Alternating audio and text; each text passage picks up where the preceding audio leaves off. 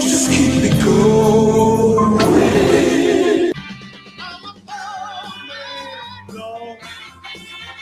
I'm a soul man. Yes, I am. I'm a soul man.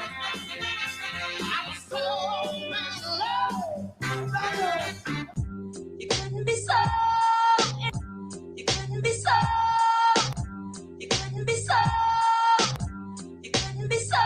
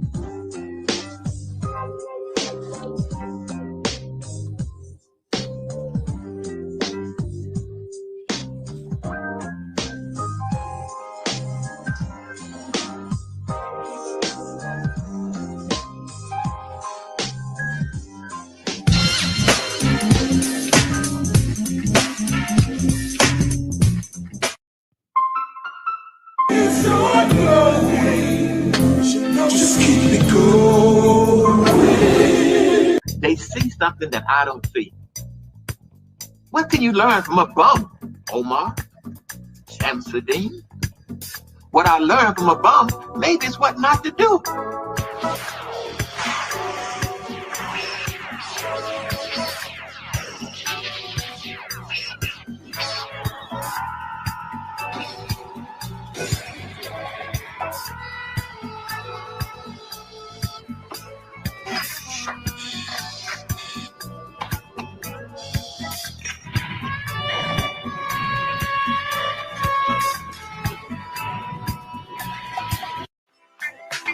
Nobody takes down Angel Snuffing Up 7 easy.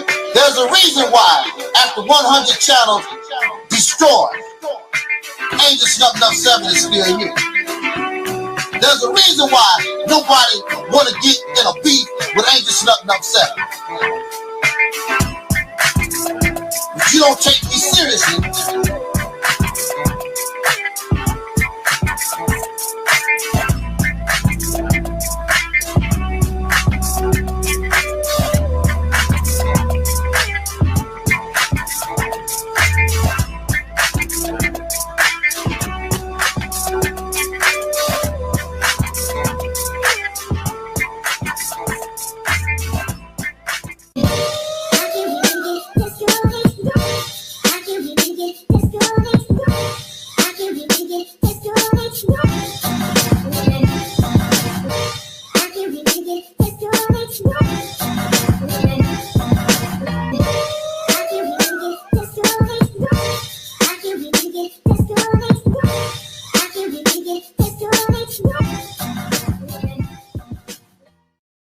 can't touch this. You can't touch this. You can't touch this. You can't touch this. You can't touch this.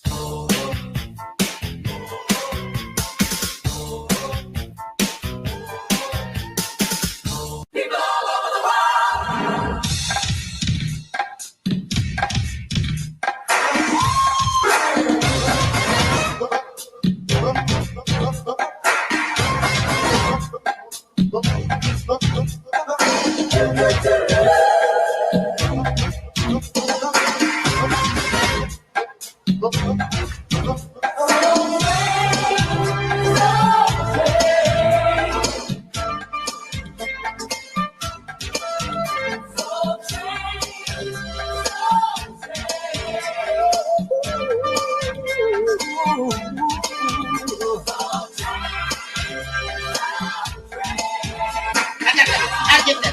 can handle the hot pack. See, they say that Angel Snub Nub 7 don't care about the people.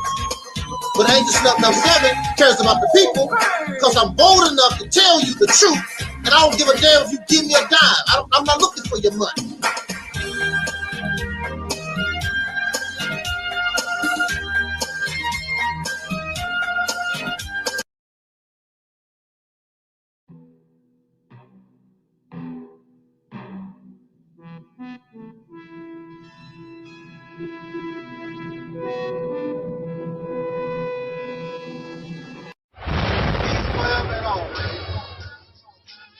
My black people, it's all about the unity. There's nothing they can do with us, so ain't nobody. We are in a state of emergency. Prejudice. Wrote a song about it? Like to hear it? Here it goes. Free your mind. Rising up and sing that our time is here.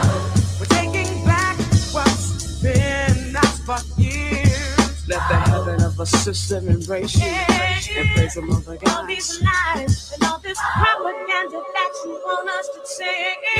We're gonna sing now. Free now.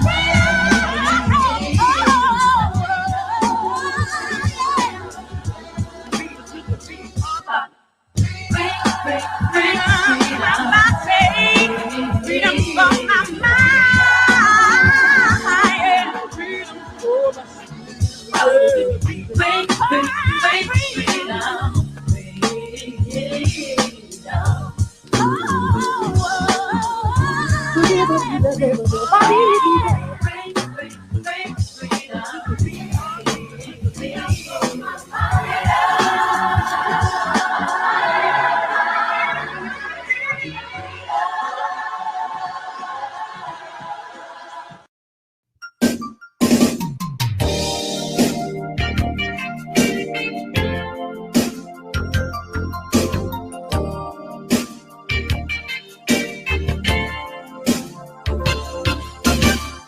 What was that you said to me? Don't say it was nothing.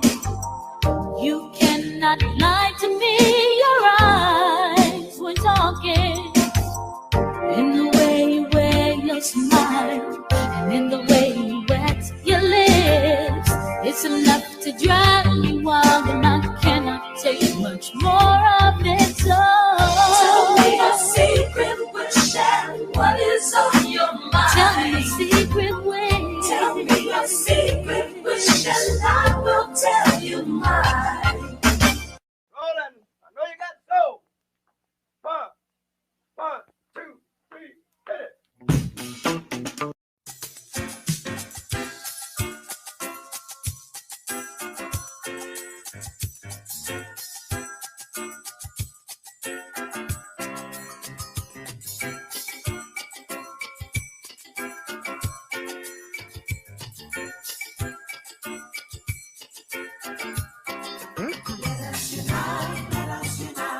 Everybody jump. You got it. You got it. You got it. You got it. I know you got soul. Hey, if you did, you ain't been here. I know you got soul. If you did, you ain't been here. I know you got soul. If you did, you ain't saying nothing.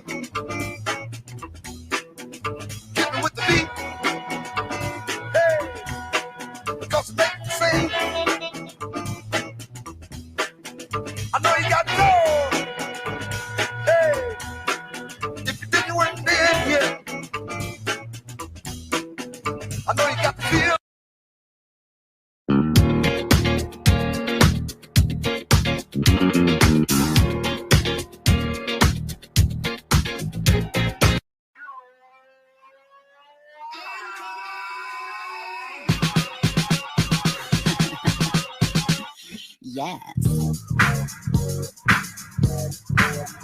I want that. Oh, I need that. Gots to have that. It's mine.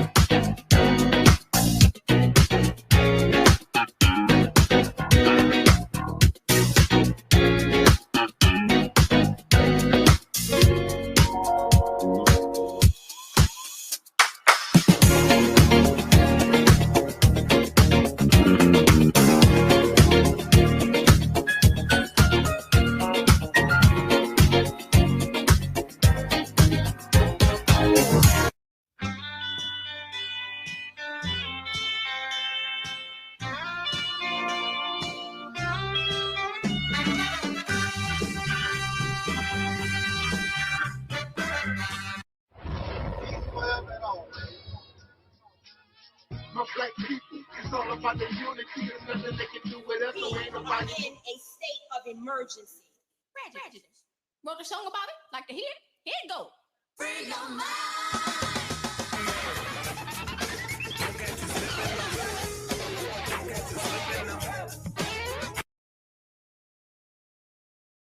keep it real. What dear? Because I keeps it real like that.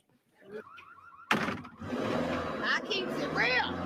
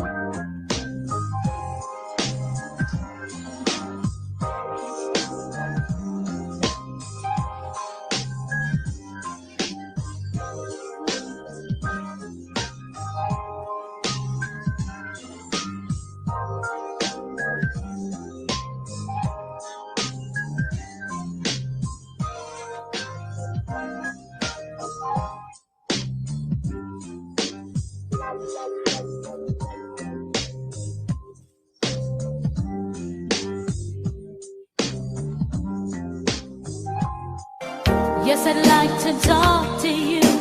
Take some of your precious time. I'd like to get to know you. Would you be so kind?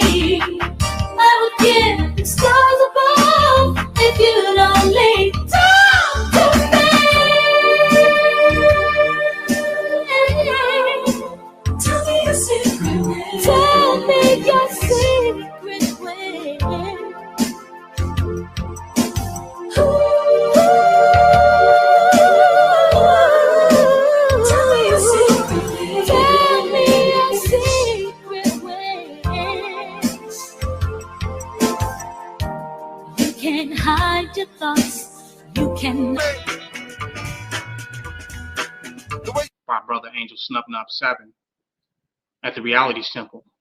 And to give props to him, because I listened to all of Angel Snub 7's videos. I think that he comes from a different angle, and there's a powerful message in a lot of the videos that he put out, and I try to catch all of them. I look at him as a free thinker and a person that's willing to challenge those of which he don't agree with or which he may think differently from, and I really respect him for that. He's challenged KNBS, and he has also challenged the Black supremacy movement as well, and I have nothing against that, because that which cannot be challenged cannot stand and will not stand and will not survive the test of time. How many challenges we can withstand will determine how long we will be able to stand.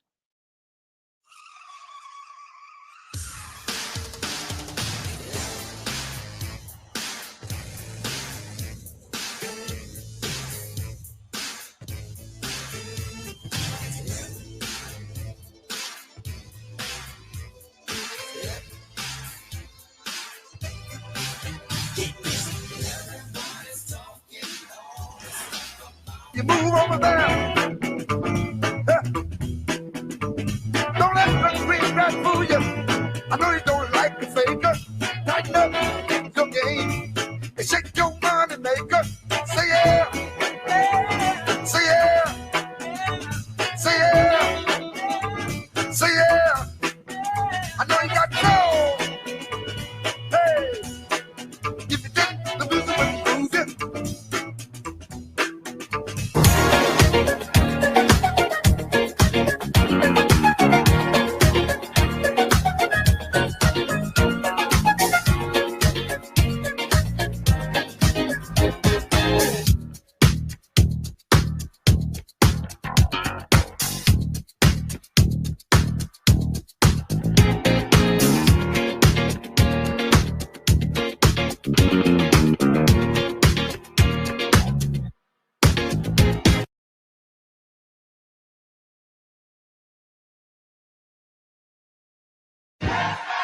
So,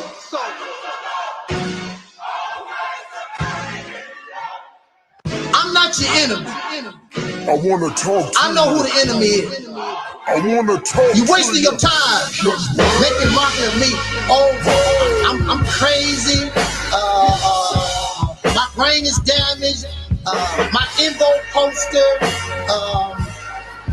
I'm miserable in my life. All this nonsense that you talk about. And you a slave, just like me, in a racist nation. I believe that with you by my side, together we can touch the skies.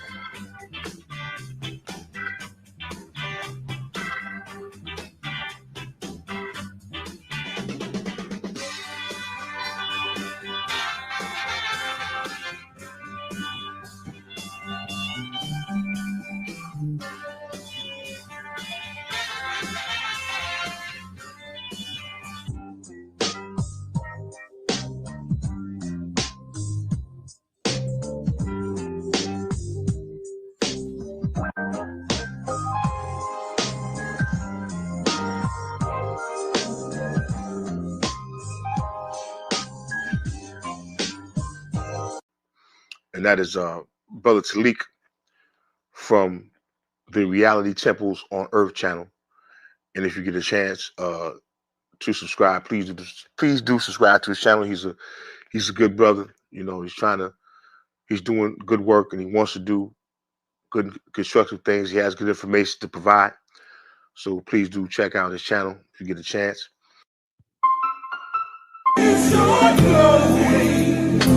Just keep it going.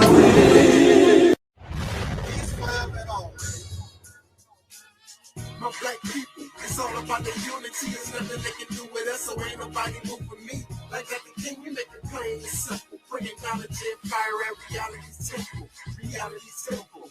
My black people, it's all about the unity. There's nothing they can do with us, so ain't nobody move for me. Like at the king, we make it plain and simple. Bringing knowledge and fire. I'm a power man.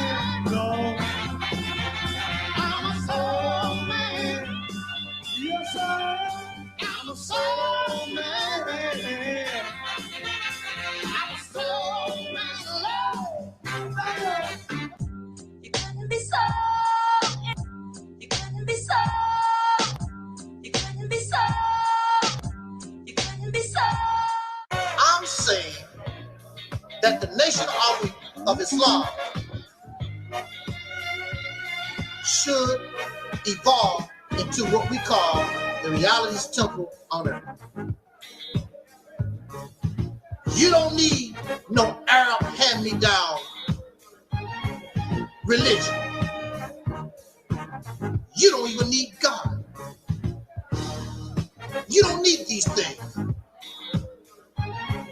That's good for us in our infancy, in our immaturity, when we was babies. But as we grow and mature, and even in religion itself, it says that we are the children of God.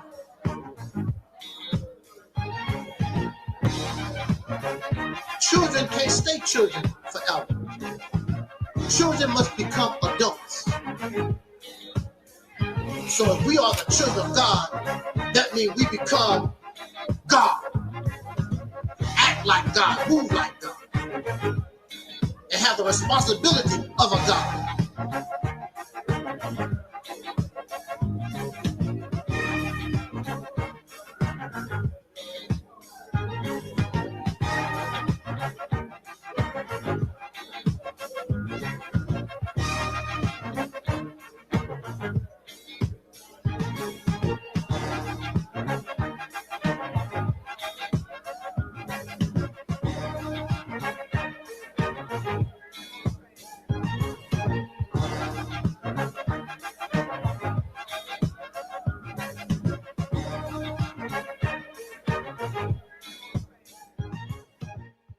Manifest. Welcome to the Reality Temple on Earth, Dragon Manifest. Thank you for having me, brother. This is an honor. When I first saw your channel, I said, oh, this is an ancestor that has most definitely returned. Yes, most definitely. This is not a new ancestor. This is an old ancestor. You could hear, you could feel the ancestors through you. You know, most people probably say, what is he talking about? Right. They don't get it. You gotta be on that level. If you say that I'm divine and I'm a prophet, where the hell did your ass go to? Why aren't you heeding the call? Since I'm a prophet, since I'm divine. Some people, excuse the language, some people just like talking out their ass. Some people just like talking out their ass. Some people just like talking out their ass. Some people just like talking out their ass.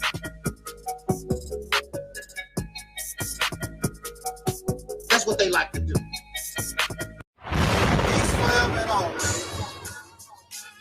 My black people, it's all about the unity. It's nothing they can do with us, so ain't nobody moving. This video is for the Reality Temple on Earth. Shout out to the Reality Temple on Earth on IG. We love watching it. Yeah, we really do. We send love, peace, and soul. Good evening, soul brothers and sisters. This is Tangi Cox, the Black Sheep, and I am propositioning you to entertain just a little while of being in reality. And this is gonna hurt soul sisters and brothers because a lot of us cannot accept reality. I empower you to, for 1 year, to subscribe to the Reality Temple on Earth. And at the end of 12 months, draw your conclusion of what have you learned in that amount of time. I empower you. You will never, ever, ever think, feel, or entertain nonsense ever again, period. I would like to see my soul sisters and brothers awaken.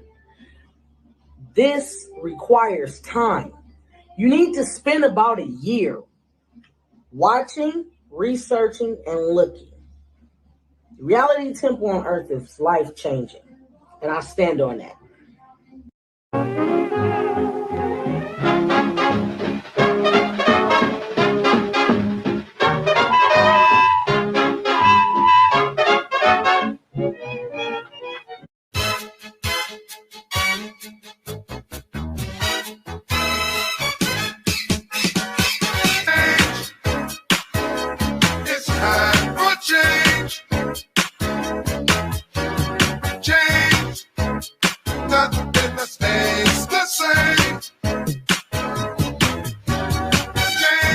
in a process of healing. It's time for change.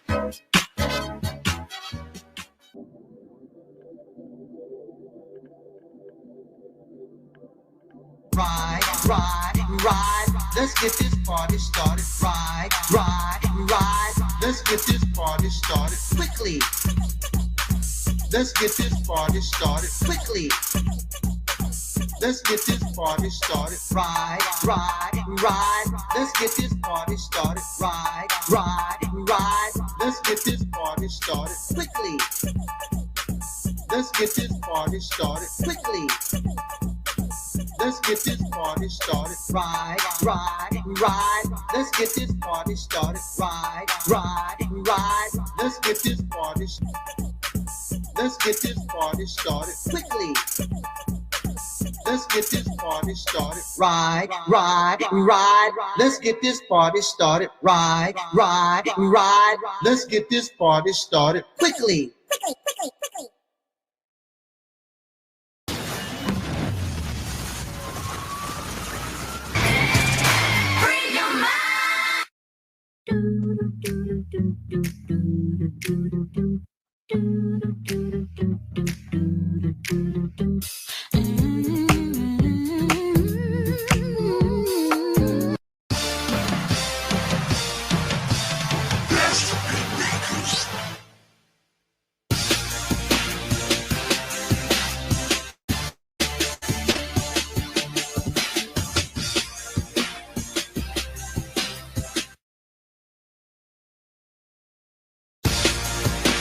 It's so good to see you. Thanks for dropping in. When you get a chance, look up Soul Liberation Day, December 7th. Oh, that's right around the corner. Thank you for that. Taalik says, can you send a shout out to my platform, the Realities Temple on Earth Internet Ministry? Our theme this year is After Purge Comes the Shout out to your platform, Taalik. All the best to continuing to stretch in perspective, to stretch in what is possible, and to continue to bring healing into the space of yourself and others. Yes.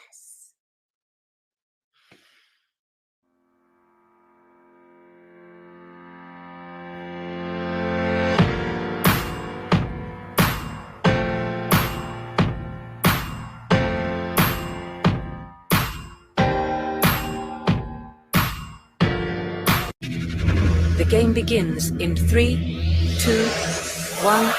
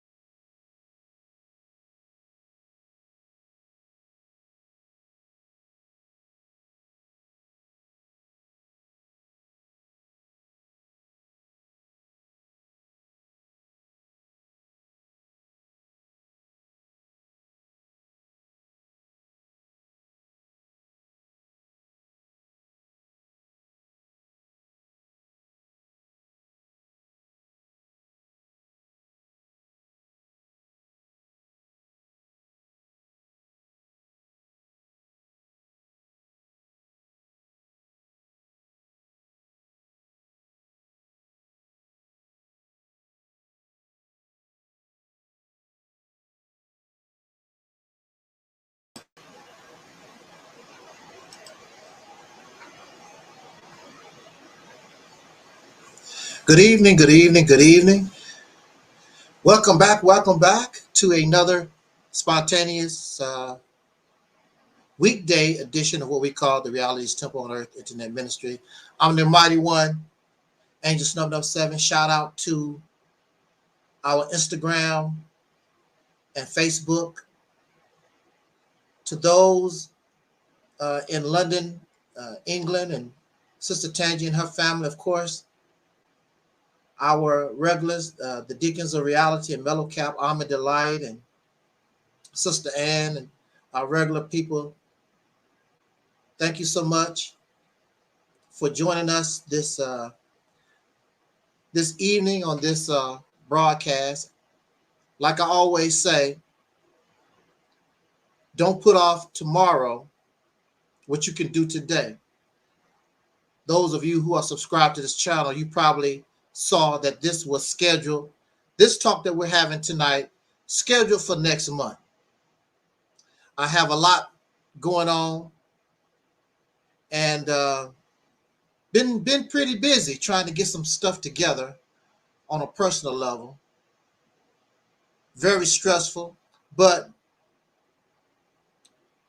I decided because I have this time, so let me fill this void by talking to us, because I do know that you do enjoy and you do like what comes from this platform, because we are different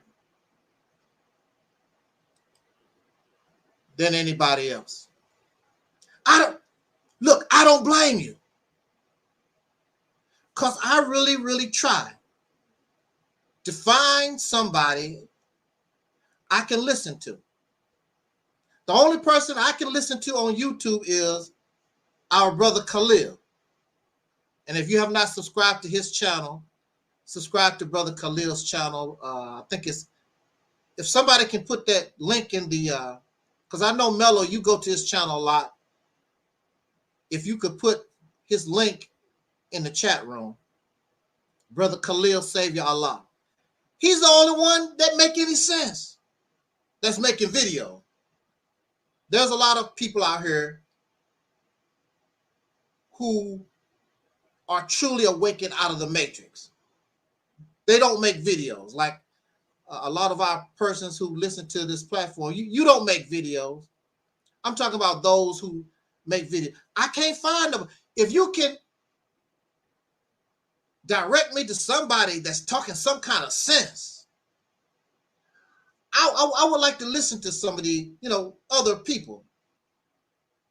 Because once I do this live stream, I really don't listen to my own videos. I don't like listening to myself. So I would like to listen to somebody like us.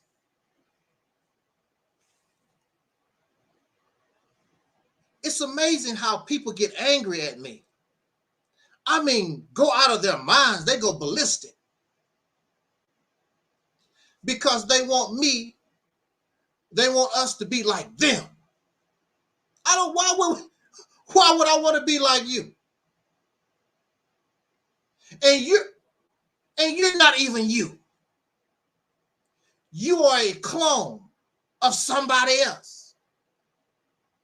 Your mind belongs to some foreigners overseas. Your mind is influenced by a foreign book. None of it is you. You always got a quote from somebody. Dr. Umar Johnson said this. The Honorable Marcus Garvey, Elijah Muhammad said the Bible and the Quran. Noah Jew Ali. Why would I want to be you? You're not even you. You're somebody else. You're somebody else in drag. You're transgender. You're a woman in a man's body. You're a woman in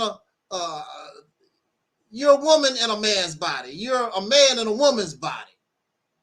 You're not even who you don't even know who the hell you are. And you want to drag me into your confusion. I know who I am now. I was like, See, I was like you at one time, but I didn't know no better. I was a child. I was a teenager. So you got me. You got me because I was a child. You got me because I was a teenager. I'm grown now. I'm an adult now. Here's the brothers. Thank you, Mela. Subscribe to Why Supreme You Allah. If you haven't, support our brother. He talks like we do. We don't have to agree on everything, but we agree on so much stuff so close. On Facebook, we both catch the heat. And especially him. They don't really bother me because I be kicking that ass. And his style is more smoother, so I guess they think they can deal with him. They can't deal with him. His mind is out the matrix. You can't deal with us. Our mind is not in the matrix. I don't want to be like you. And those who come here is tired of the foolishness. They don't want to be that no more because you're not getting nothing out of it. Except feeling good. You just went from one slave plantation to another. You went from one church to another. Now you call it the mosque. It's still church. Temple, it's still a church.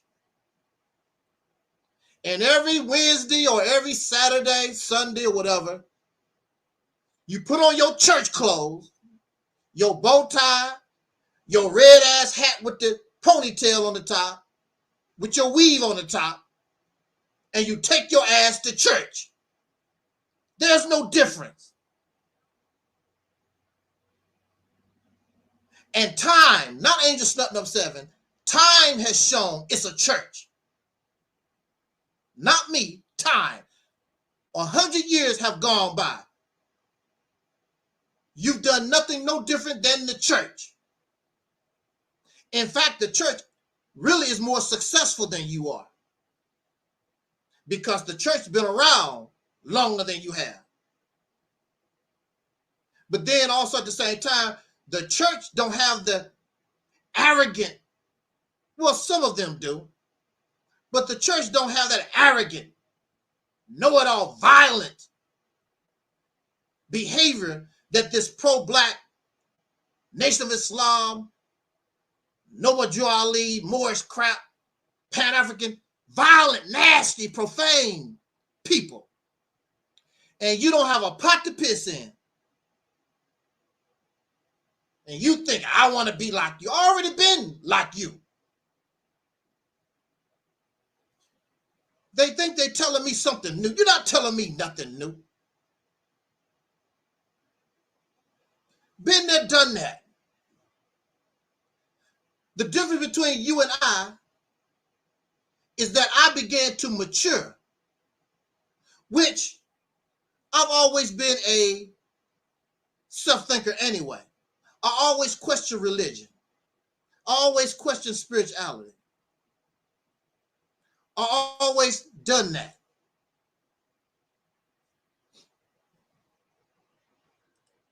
Always been a self-thinker. What I think or what I'm saying today might not be true tomorrow because I might get different information or I might be able to comprehend things differently because truth changes. Truth changes. We've been living in darkness. We've been living in a void. We've been living in deception for a long, long time.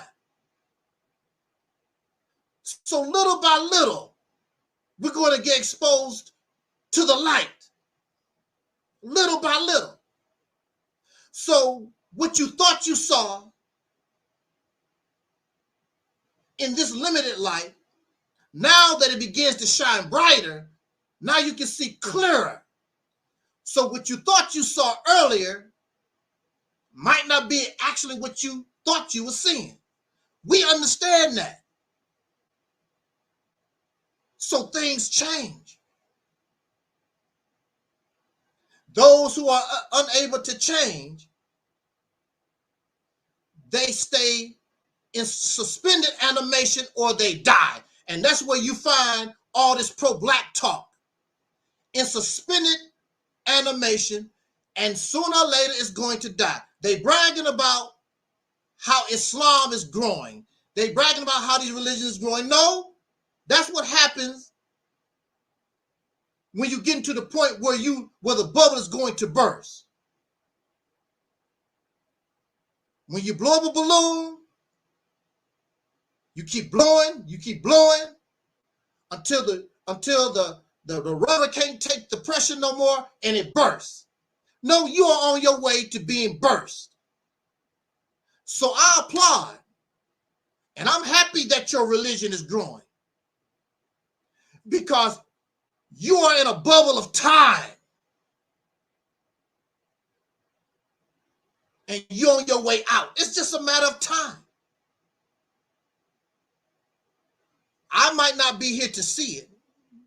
We may not be here to see it, but clearly it's going to happen, because with the new technology and the more the human beings able to go out into space and the more knowledge we got, we have to get rid of mythology, fairy tales, and fiction, because the mother plane still ain't showed up yet.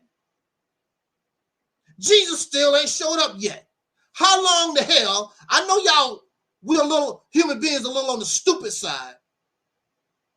How long you gonna wait for Jesus? How long you gonna wait for the mother plane and this God to destroy the earth and put you in charge and all this other stuff that we've been fed?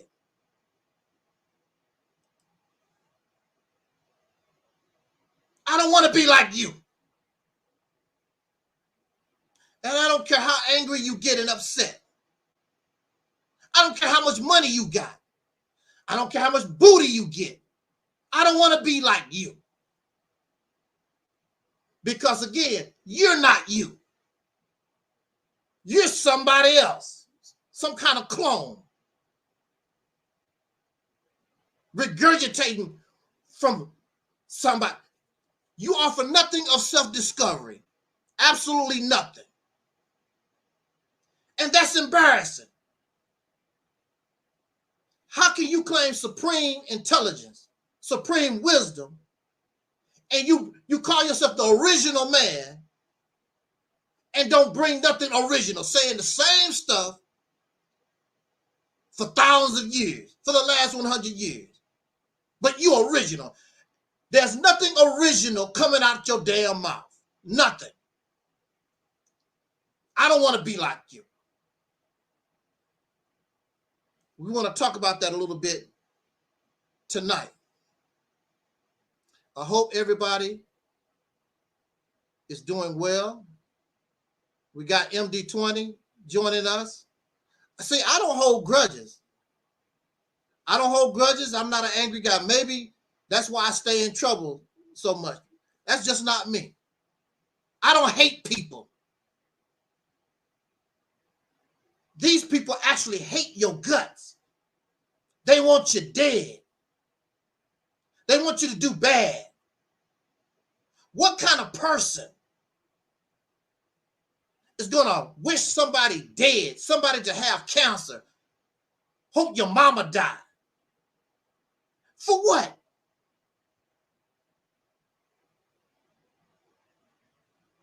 Some wicked people.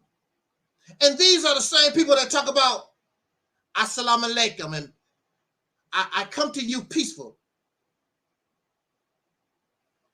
And they want us to be like them. I don't want to be like you because y'all a bunch of fake frauds. They smile in your face, stab you in the back. You are my brother. You are my sister. You never hear me come on this program talking hate because somebody disagree with Angel Snuffed Up 7. I defend my position. That's all I would do. Nothing personal. But see, when they don't have nothing to fight with, then they have to talk about somebody's mama, how poor you are. Then they have to go personal because they can't defend that dumbass stuff that they believe in. So you try to kill the messenger, so you think that you can kill the message. If it's not me, it's going to be somebody. If you go on Facebook or YouTube, little by little, you're starting to see people bringing different messages that is against pro-blackness. I've seen videos against pro-blackness, pan-Africanism, religious spirituality. They're just like me.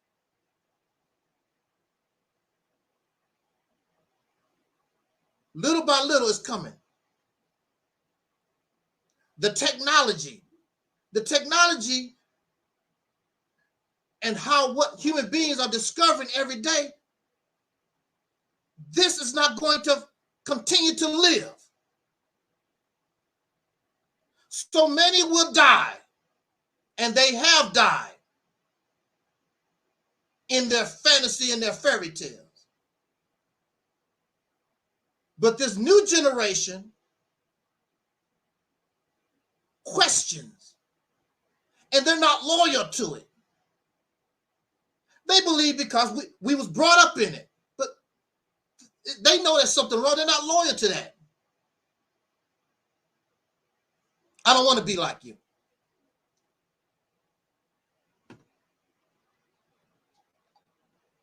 So I chose a title, a topic,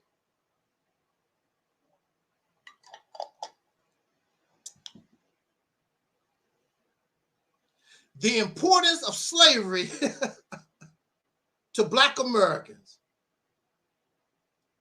Oh, we know that guy crazy. The importance of slavery to Black Americans. When did slavery become important? Slavery is oppressive. We caught hell in slavery. The transatlantic slave trade and la-di-da, la-da-dee, la-da-da, la-da-dee, and the whole story. We've heard the story countless times. You're going to bring a topic,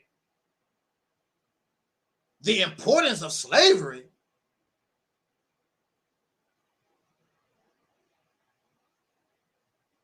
There's an old saying, behind every cloud, there's a silver lining. There's always an opposite. There's always a yin and a yang. We're going to concentrate on the yang. See, they concentrate on and can only see the negative. Because they want to feed your emotions so they can ask you for some money. Look what they did to Tyree Nichols, George Floyd, Trayvon Martin. Pass the bucket. Pass the bucket, y'all. Because we're in church. Because that's what they do in church. How much money did the Black Lives Matter campaign make? And how did the victims, how did we benefit? I heard those people that's in charge or that lead the Black Lives Matter, I heard they bought mansions and swimming pools and movie stars, all kinds of good stuff. There's an element in our community that wants to make money and profit off the suffering. And that's what they do. And they all beg for money, always. And you see, and we never get, as a people, we don't get no real benefit. I don't care who it is, Nation of Islam, the Moor Science Temple, all this Pan-African pro-black stuff, there's no benefit. They stopped giving out free turkeys at Christmas time. It's all for them. And we go for the old okie doke. Because they make us feel good. We tolerate it because they just make us feel good. We hold nobody accountable for nothing. We hold nobody responsible for nothing. And then we talk about the Arabs in our community and the Chinese in our community and whoever else coming. Oh, they come in our community and suck our blood and do. You're not providing no services for yourself. If they leave your community, you don't have nothing. And then you give your money to the suckers that claim they can provide service. They give you nothing. The Honorable Elijah Muhammad taught, he said, why do we love the white man? Because he gives us nothing. Why do we love the black man? Because he gives us nothing. You stuck between a rock and a hard place. People that actually care about you, and this is even in our own personal lives. We do people that actually care about us real, real bad. And we skin and grin and kiss people's ass that don't give a damn about us. We do this. And this is what we do in our community. These people don't give a damn about us. Actions speak louder than words. And then when you call them out on it, you're attacking them. You're trying to cause division. You're damn right. You need to divide yourself. You need to separate yourself from these people that don't give a damn about you. They don't. Actions speak louder than the words. I wouldn't feel right living in a big house, movie stars, and I know that you have an EBT card. And you're the reason your dimes and dollars and your little pennies make it possible so I can live the big life. How can you do that? The money these people spend on a mansion, you could have built low-income housing for the people and take one of those apartments for yourself. But no, you want to show out. You want to show the white people that you can do what they do. You can't. These people businesses generate trillions of dollars. Yours barely make millions. They make trillions of dollars. You don't have a nuclear power plant. You don't produce gas and electricity. That's big money makers. Big time media. You don't come nowhere close. How can you fight for the poor being rich?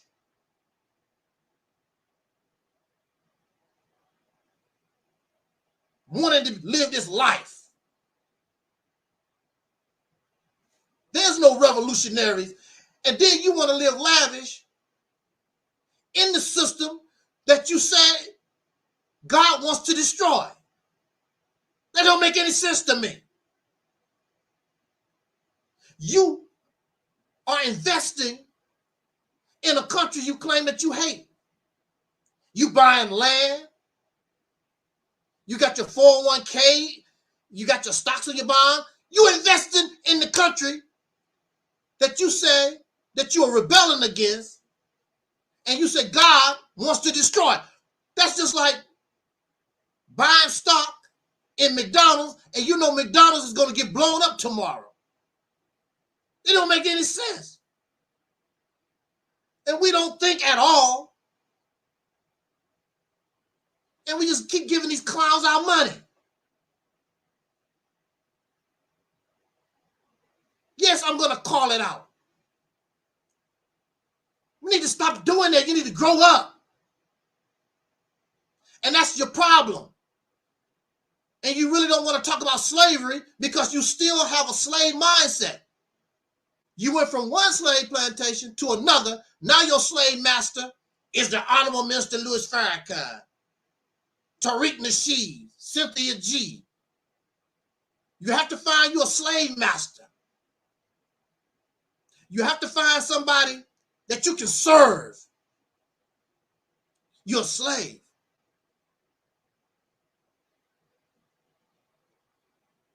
And this is why you can't comprehend what comes from this platform, because you have a slave mind and you don't understand. A slave that's comfortable on the plantation don't understand a slave that want to run away. I don't understand why you want to run away, boss. We got that Christmas party coming up next week, Christmas time. Praise the Lord, baby Jesus. Master gonna give us all a big candy cane. I don't care what Master gonna do. I'm leaving. I don't understand why you wants to do that. It's a hard world out there, boy. And them dogs gonna be chasing you. It's probably gonna snow by winter.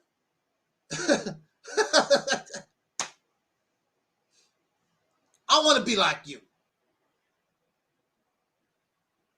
Because when I see you, I'm a free man. And when I talk to you, I know I'm talking to a damn slave. I know you can holler at pro-black, Pan-African, Nation of Islam stuff. All I see is a bunch of slaves. And I want to run away. Well, what you gonna do? I'll worry about that later. That's what the runaway slave did. I'll worry about that when I have to deal with it. They always ask you, well, what you gonna do? How you gonna do? They always ask me, people that. What you gonna do? They ask you what you gonna do so they can tell the slave master.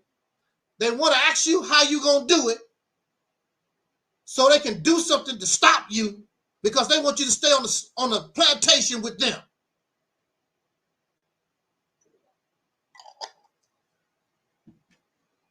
How that operation actually, how that gonna work? What you gonna do? They want to know all the details, know what you gonna do, so they can stop you. So they can try to pick something out of it to tell the others so they don't join you when you run away. That's what that's all about. Because they're comfortable on the slave plantation.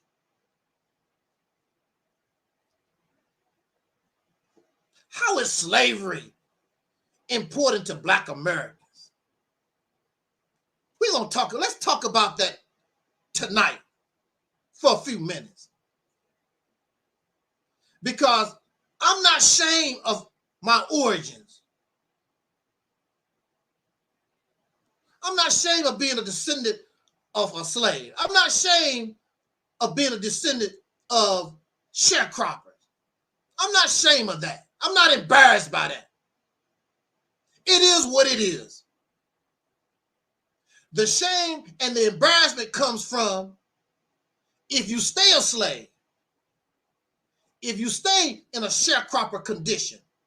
That's where the shame and embarrassment, because our people during our sojourn here in this country, they suffered and they sweat and their blood was shed to try to put us in a position so we don't be like them. And so it is our mission as adults. We should want better for the next generation. It should get better and better and better as time goes on. And mind you, there's nothing wrong with sharecropper. There's nothing wrong with being a farmer. The problem was these suckers stole our ancestors' money. And they was mistreated. That was the problem. Ain't nothing wrong with being a farmer. We ate real good. You can believe that. We ate real good. Didn't have no money, but we had a lot of food. Because we was growing it. The peaches and the apples and the pecans, the chickens, fresh eggs, fresh milk. We ate good. Poor, but we ate real good. Because we was growing it. I miss those days of my childhood. I loved it. In the country. Used to play in the fields, in the pond. Chase the ducks. I can't complain about my childhood. We was doing good. I didn't have to worry about pedophiles chasing me. I didn't worry about somebody offering me some crack cocaine. My childhood, as they say, religion, I had a blessed childhood.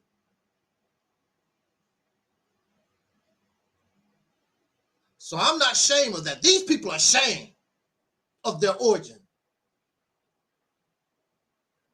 My mother only had a 6th grade education. My father, I don't know a lot about him, but I'm pretty sure he didn't have a lot of education either.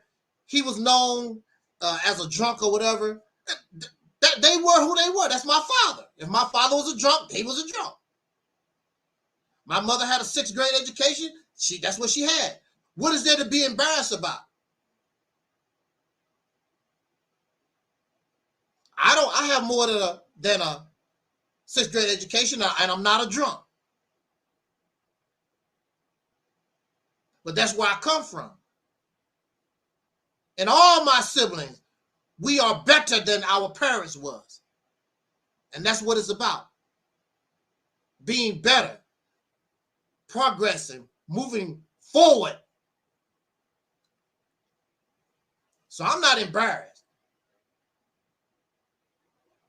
At one time I was. Not anymore.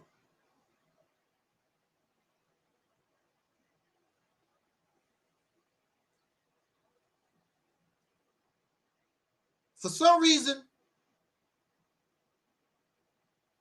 we cannot accept. And one of the selling points of religion and spirituality and all this Pan-Africanism stuff, they selling you the easy life. The land of milk and honey. You're going to go to heaven and we're going to take it easy. That's the selling point. But that's not reality. There's never going to be some type of utopia in life because life is hard. From the time we began, life was hard. As a sperm, you had to swim upstream. And then you had to dodge and duck your mother's immune system fighters, the white blood cells and whatever. Because the sperm is an invader in her body. Hey, what you doing here? Well, I'm a sperm. I would like to you ain't making no babies here. And here come all these white blood cells killing the sperm. And all these other harsh chemicals that the sperm has to be able to duck and dodge and survive before it can make it. So our journey from the very beginning, and you are in serious competition. Because we trying to find the egg, it's a whole lot of other folks trying to get to the egg too. Hey, what you doing here? Hey man, I'm trying to get me some egg. You understand? You understand what I'm saying? I mean, I'm trying to get me some egg too. Oh, is that right? Let me go. Let me go too. So from the very beginning, our life was hard. From the very beginning. And as we develop in our mother's womb, it's still not over. If we had a good mother, our struggle might be easier. But some mamas get drunk. Some mamas do drugs. Some mamas want to run track while they pregnant. They don't take care of themselves. And there you are in the womb. Hey, lady, what you? I'm exercising. What kind of exercise are you doing, lady? Then when we're born, it brings pain. It does not bring joy. It's painful. Most women would tell you that giving birth is painful. That's why I don't understand why these women have babies over and over again, back to back, the way they do. If it hurt that bad, especially if you got a no good Negro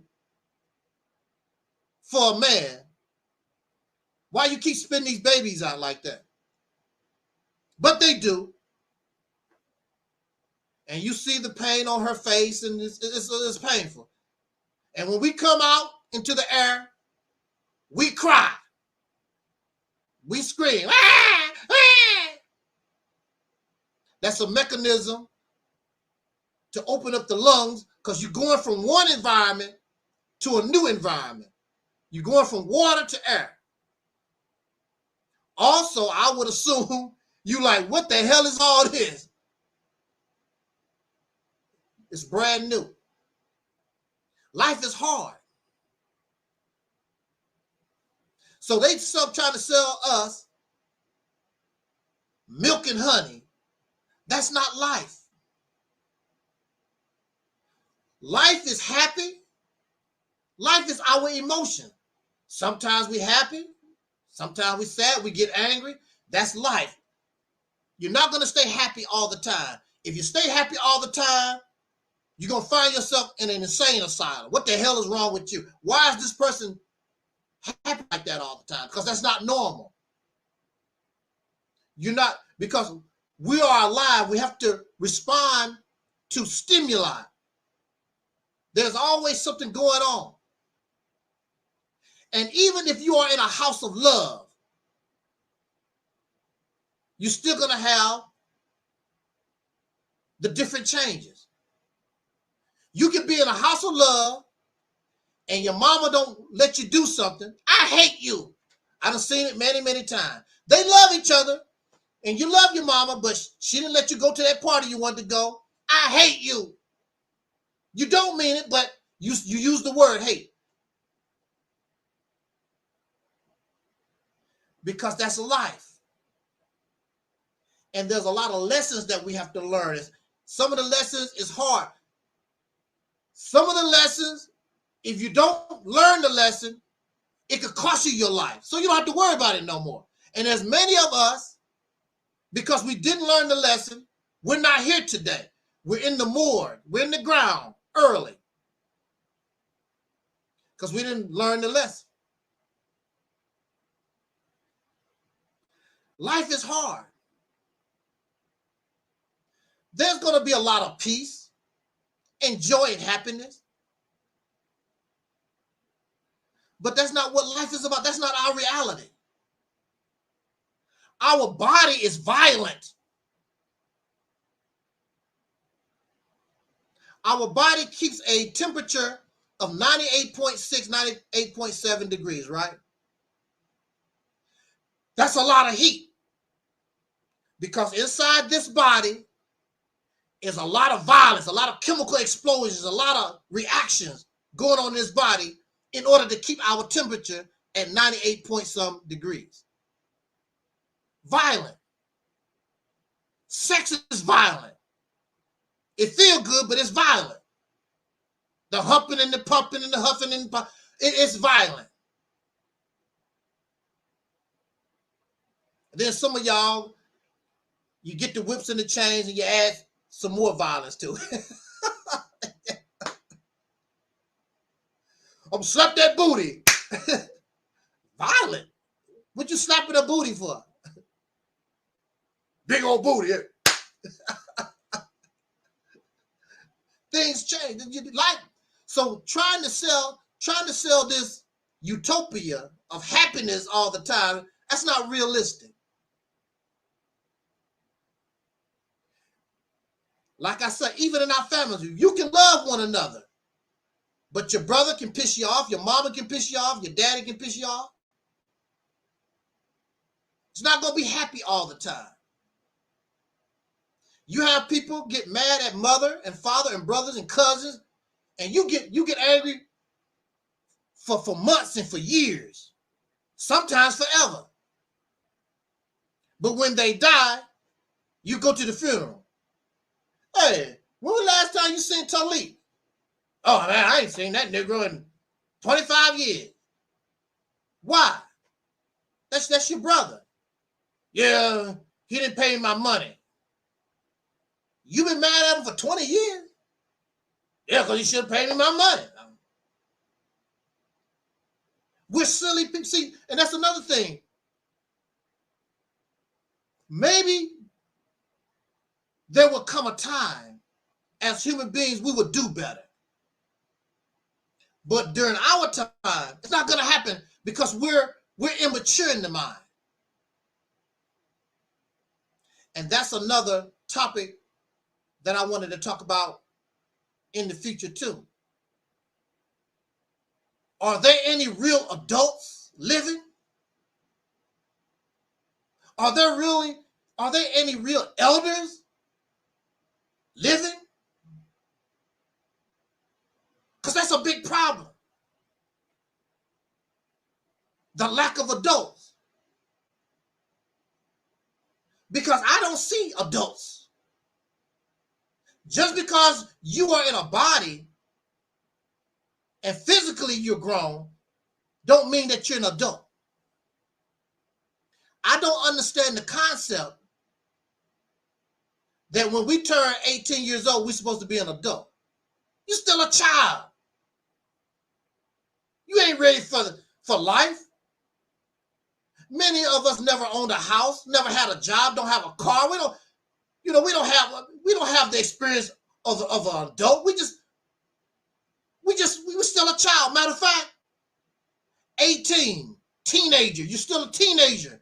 19, you're still a teenager. But we're considered an adult at 18. And we're spitting out babies. We're getting drunk. We're doing all kinds of crazy stuff. Because we're a child. We're still expressing, trying to learn things. Because we're still a child at 18, 19. Even 20, 21. You're not a real adult. Some of us are 60. It's incredible. People on Facebook that I meet, they say they are 60, 70 years old and childish as hell. Where are the adults?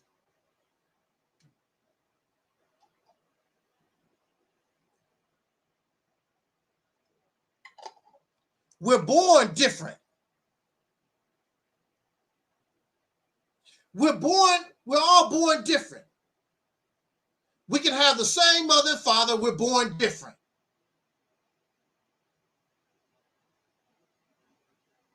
And we all develop different because of our experience and our contact with the environment that we live in. We didn't come up in the same house, same rules. If you notice, one son will go to college and the other son will go to prison. How is that possible? Same mother, same father, same environment. One go to college, a professor at Harvard. The other one went to prison, a professor of criminology in prison. How is that possible? Because we're different. And we're different and we respond. We respond differently. I might be able to handle the cold better than you can. You might be able to handle the heat better than I can. We're different. In early life on this planet was clones. There was no male, there was no female. There was simple dividing the cell. That's what it was. This cell was the exact same as even right now we have animals. Some of them are clones. They look just like the other and act like the other. They're clones. But somewhere in the history of the earth, life began to find that it was better to have variations, differences. This is why we have life in so many different places on the earth, because life had to change and life had to adapt, because it's hot over here, it's cold over here, it's a little hot over here, it's a little wet and dry. Life had to learn how to adapt, had to learn how to change. There's life, you will find life in the coldest of places. You will find life in some of the hottest of places. There are those who have chosen veganism, and that's your right, that's your business. But one thing is very clear. The human beings could not conquer and be all over this planet the way we have been, being a vegan. It's impossible. Some places don't even grow plants. So we know that the human being has to be an omnivore, able to eat plants or whatever, because I gotta live. Those type of animals are more successful because they can eat and consume a variety of different things. An elephant can't just live anywhere. They'll die because they need plant. The koala bear can only eat eucalyptus leaves. And the panda bear can only eat bamboo. So if there's no eucalyptus leaves or bamboo, those animals die. But you got a pig can almost eat anything. A dog can almost eat anything. Those who are able to adopt and change have the more potential to survive. Those who can adapt to certain situations have more of the ability to survive. When we talk to Africans or Pan-Africans and all these other religious type folks, they want us to be a clone of somebody, a direct replica. You have no mind of your own. You got to dress the way they want you to dress, talk the way, think the way they want you to think. So that means there's no adaptability. So once the environment that they're used to no longer exists, they die. They got to die because they cannot adapt. They can survive in this mess that we got here, but they can't survive in a natural environment. They can only survive in an unnatural environment because that's what created them. An unnatural environment is what created the Muslims and the Hebrew Israelites and the Christians and all these religions. That's unnatural. And that's the only way they can survive is in an unnatural environment where you're a clone and you are restricted. You're not encouraged to use your brain to think for yourself. That's why we rebel, because there's something in us that's I can't do that. I can't do that. I can't be no. I don't want nobody to put no title on me like that. And then you have to bow down to the divine person. Who the hell are you? Bow down to this God, a divine person, and kiss their ass. I'm not doing that. We've been kissing ass for over 300 years in this country. Why would you want to continue to be and put yourself in a position where you got to bow down and serve and kiss somebody's ass? I would think that after 300 years of slavery, Jim Crow, I thought that we would be tired of serving somebody, kissing somebody's ass, somebody telling us what we can and cannot do. I thought that you would want some freedom for a little bit. We just, like I told you, went from one slave master to another. That's all they done. So when you are in the nation of Islam and somebody say, call for Mr. Muhammad, call for Mr. Muhammad, they don't even know who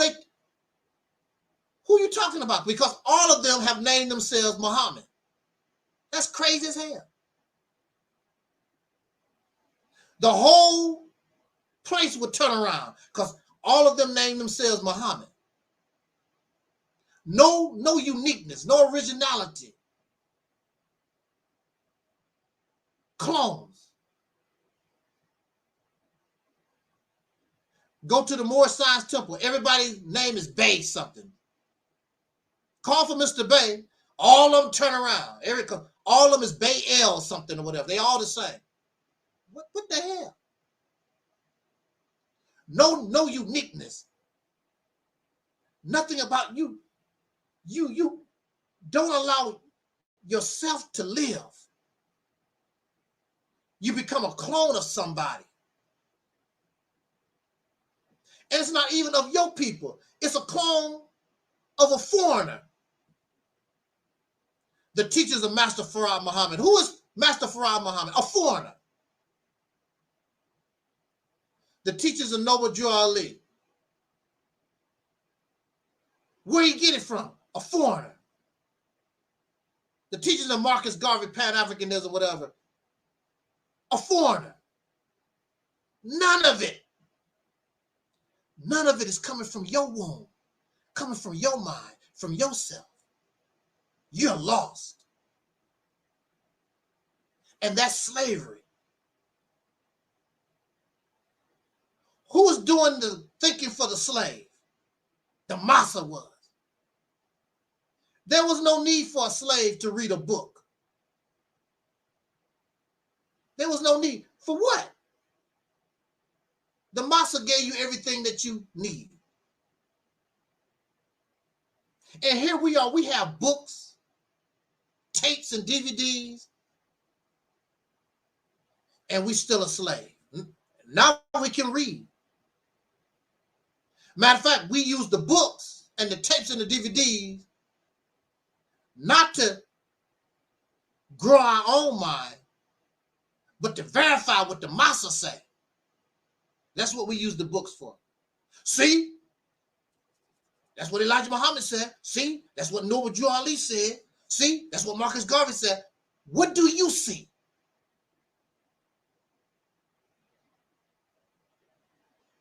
And then a lot of these people are dead now. We're still following dead folks.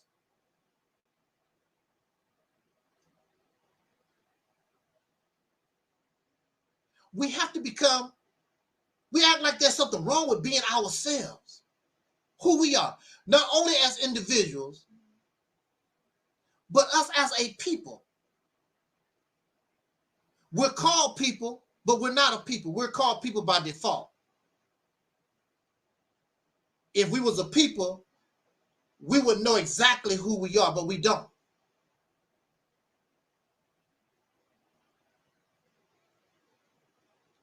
The reality is we are American citizens. We're Black Americans. That's the reality of it. All right. I know I hear the silly people out. I ain't no Black American. I ain't no. When you leave this damn country, you're going to have an American passport, you piece of trash, you dumbass piece of trash. And wherever you go, take your happy ass around the earth, they're going to call you a Black American. You can say whatever the hell you want to. And when they stamped your passport, you're a damn American citizen. If you don't want to be an American citizen, you do know that you can denounce your citizenship, right? And you can leave America. I don't see them doing that. Matter of fact, they're investing in America, like we said before. They are investing in America.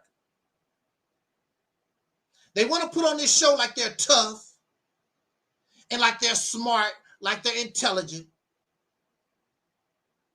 And they look that way to the average person. A bunch of clowns to me. Denounce your citizenship. You never hear them talk about denouncing their citizenship because they know that there's an advantage being American. That's why you won't denounce your citizenship. And you ain't going nowhere. You was born here and you're going to die here. And even if you do denounce your citizenship and go to Africa, you just went from one slave plantation to another, somebody else telling you this is what we do here. Well, in America, I don't care what you did in America. This is what we do here in Ghana. This is what we do in the Sudan. This is what we do in the Congo. We don't care what you did in America. We should want our own for a change. What's wrong with that? And it won't happen overnight. And it won't happen on our watch. But we can set it up where our people can finally get their own because we deserve it. We can't do no worse than anybody else have done. What is it? Sudan is in the middle of some kind of civil war or something going on right now. And there's conflicts going on all over the earth. We can't do no worse than what these suckers have done. There's no peaceful, loving place that you can go on this planet. There's always something going on because people, human beings are like that. And folks are going to trip. They're going to trip to the point where not only do I not like you, I'm going to kill you because I don't want to see you no more.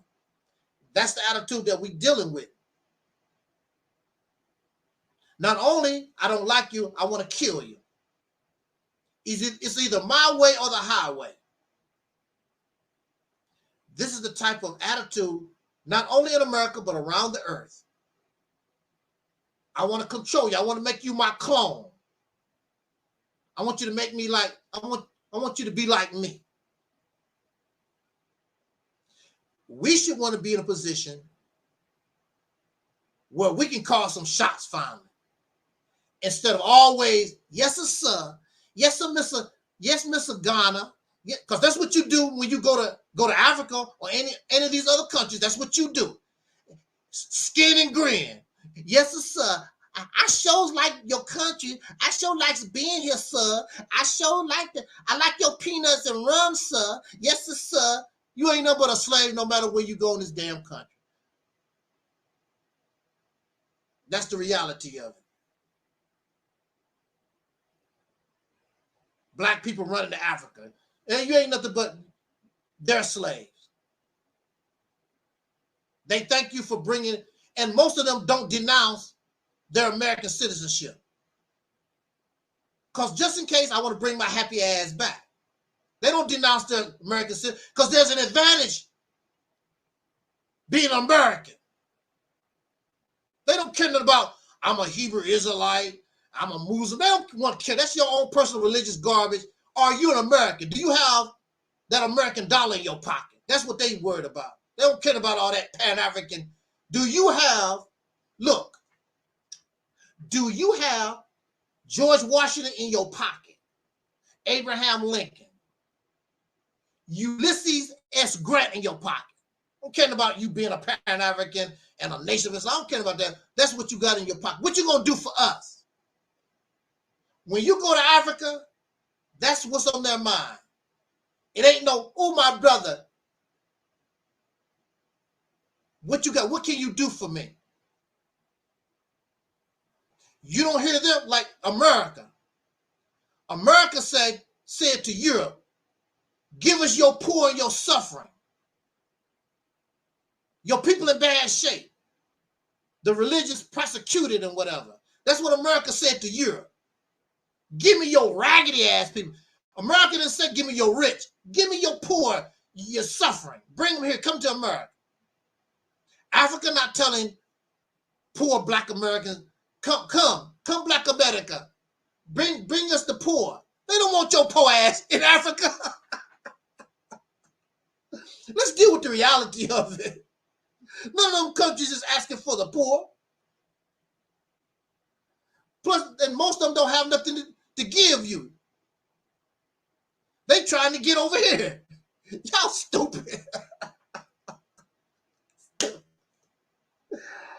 Ooh. Oh. All praise is due to Allah.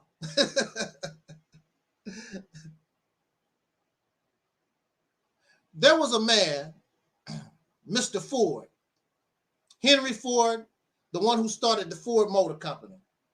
Very successful man. And he had a son. And of course, most men want their son to take over the business after they pass or they can't operate no more. And the son, he liked the business. He was fine. But the son didn't want to do it. He didn't want to run the business like his father. What? You don't want to run it like me?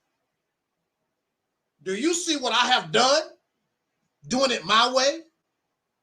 And the son was like, yeah, I think I can do it better. What?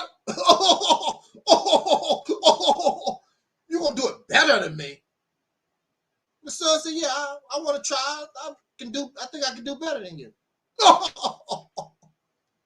And that's the way a lot of us do. I mean, they laugh at Angel Snub 7. You can do better than Elijah Muhammad? You think you can do better than Louis Farrakhan? Marcus Garvey? You think you better? You think you better than my Jesus? You think you're better than my Jesus? Yeah, I think I can.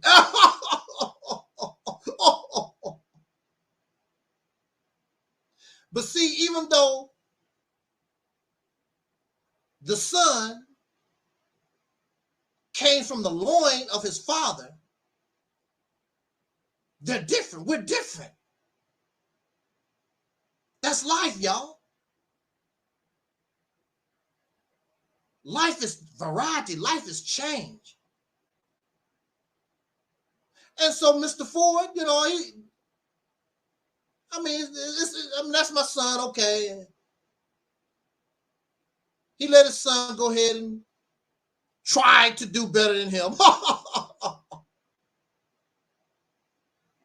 Henry Ford's son see, this is what I'm telling you. Henry Ford's son, in his mind, he brought fresh and new ideas to the company and took forward to another level.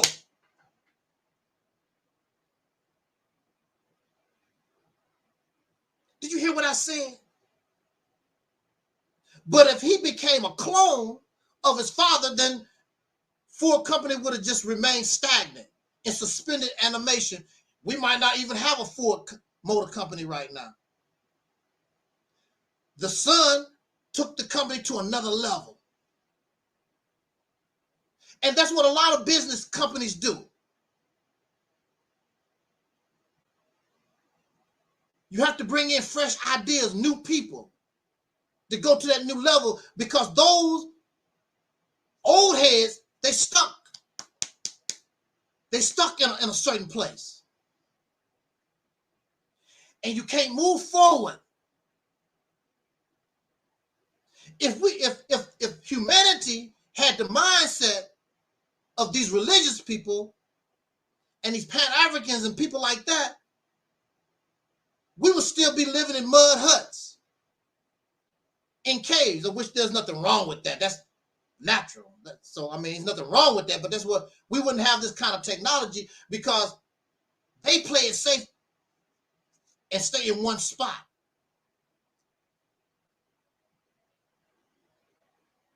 You need new blood, new ideas.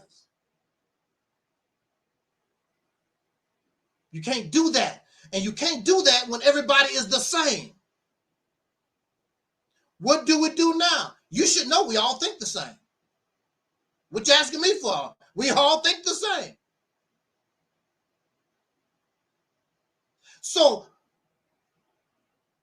if you gave me the millions of dollars that you given Tariq Nasheed and Louis Farrakhan and whatever, and all these people, all these millions, if you gave me the support that you gave them, you given them, I can guarantee you I'll take you to the next level, because they thinking old school.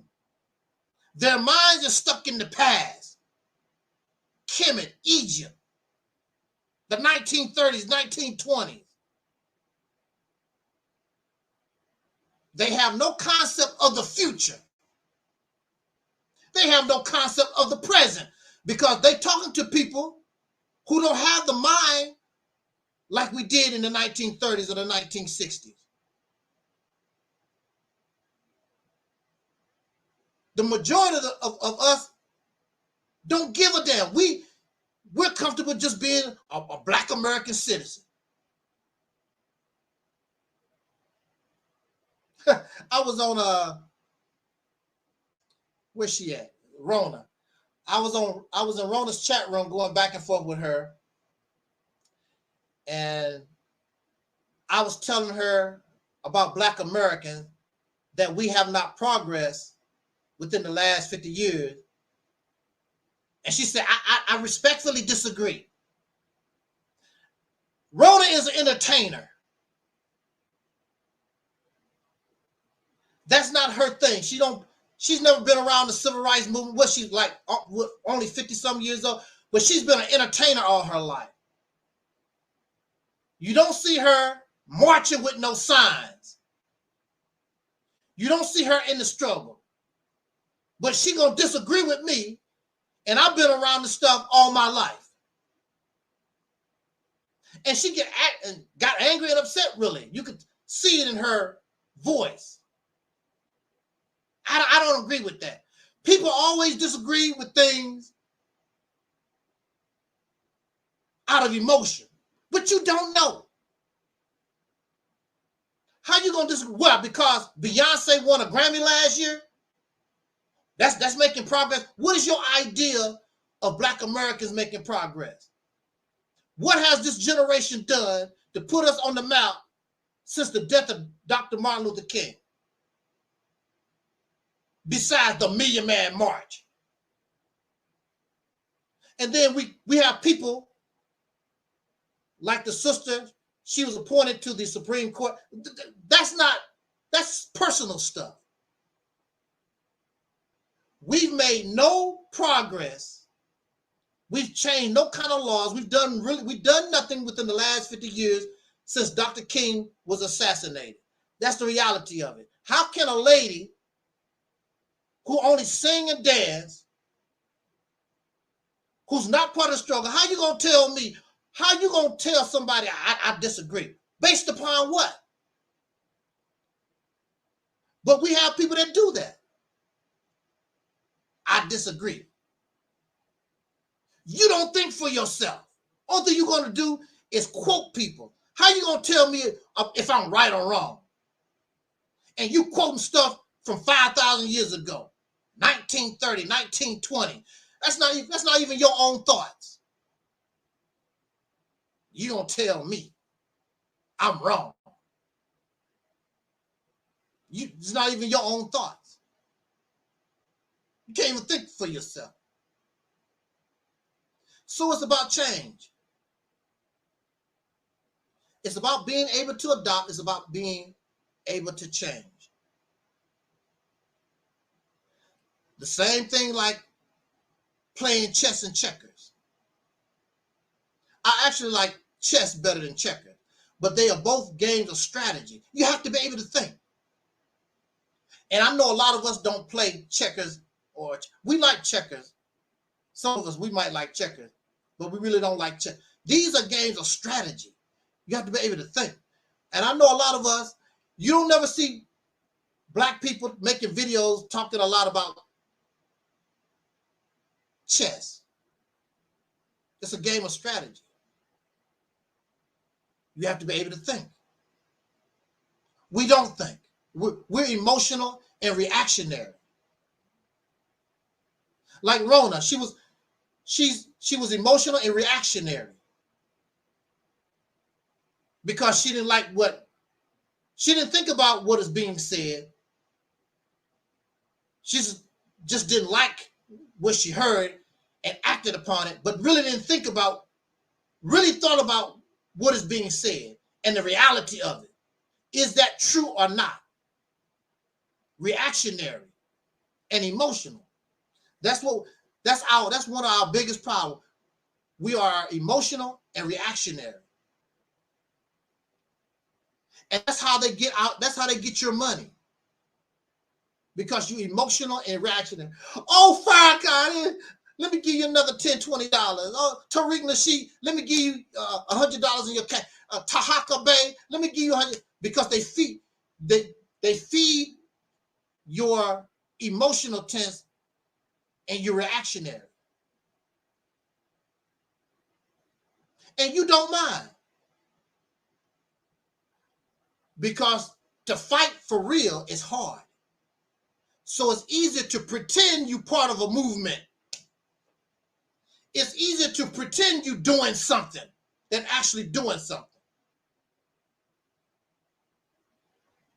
Dr. King did not pretend. Dr. King was right there out on the street, banging with these people face to face. The Black Panthers was out there face to face. They was not hiding behind a computer. They was dealing with these people face to face. You don't have that kind of, you're not brave like that. You want to pretend, put on a suit and go to church. Because I know when I joined the Nation of Islam, I thought it was going to be more than selling bean pies. I understood selling bean pies, the newspaper. That's how we can make some money to support what we're doing. But at the same time, I'm like, ain't nothing revolutionary. I'm just going to church every day, every week. And that's all it was. And then you pretend and you march a little bit, to the left flank, right to the flank, right. I'm like, this is getting old. When are we going to see some action? You're not going to see any action because it's nothing but a church. Nothing but a bunch of talk.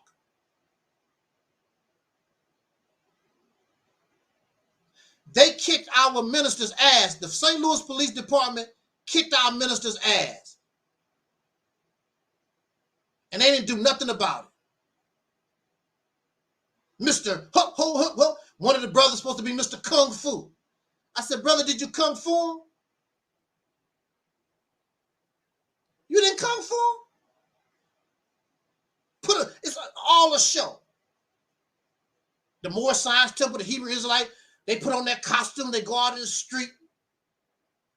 Ain't gonna bust a grape. The new Black Panther Party, whatever, they're not gonna bust a grape. Putting on this show. And they always on the internet talk about COINTELPRO and the government. The government, COINTELPRO, they don't give a damn about y'all ass. Y'all, you're not no threat. Now they will keep their eyes on what they call the Proud Boys or some of these other white organizations, because those guys they know will do something and have done something. They will blow you up. We don't have no track record of that. We are always on the defense, never the offense. Always on the defense. Somebody always kicking our ass, coming after us. We never going after them unless they're black. Unless you're Malcolm X. Or we'll chase you to the ends of the earth because you're a hypocrite, Malcolm. Or they would chase you if you're black. These people have done things to us. Malcolm don't even come nowhere close, and you ain't did a damn thing. They killed Muslims. At least 9 or 10, maybe more. Then they turn around, put it in Allah's hand. When the enemy do something to us, put it in Allah's hand. When a black man do something, chase him to the end of the earth. Kill him while he's talking to his family. And an unarmed man in a meeting, and his family is there, his little girls is there. Kill him in broad daylight. But you don't do nothing against the racist police and these other suckers that murdered you. See, it's all fake. It's all fraud. That's why they don't like Angel Snuffing Up 7, because I'm going to have to keep it real. Because when I joined the Nation of Islam, I thought I was part of some stuff, some real stuff. I'm 18, 19 years old. I'm ready to rumble with my little skinny self. I think I weighed 130 pounds. I'm 130 pounds. I'm ready to, let's do this. Only thing I do is go to the mosque every Sunday. Put on a suit. Be in the street. Being pie by brother. Like what? And that's all we do on YouTube. Put on a front like you're gonna do something. Ain't gonna bust a grape. And we go back and forth and beef with each other. So-and-so is a scam artist. You a scam artist. If I ever catch you in the street, we go back and forth with each other. None of these suckers debate the enemy. They want to debate everybody. What they call it, the SVDL debate league. No white people. No Chinese. Nobody. Just Negroes. Just Negroes. Debating each other. For a prize, a game show. The Price is Right, I guess. Because they're not doing nothing in the street. They're not doing nothing in the hood. What is the benefit of the debates? There's no benefit. A bunch of clowns trying to out-clown the other because I'm so smart. But look at your condition. You so smart. You so intelligent. Look at your condition. So they don't like Angel Snuffing Up 7 because I'm keeping it real. This is the reality of it. That's clown action. That's not real. Then these same suckers will make mockery of Dr. King. You ain't nowhere close to Dr. King. Dr. King, regardless whether you agree with nonviolent protest, he wasn't sitting behind a computer on his ass, debating nobody. He was sitting in jail. He was getting his ass whooped. While you on a computer eating bonbons.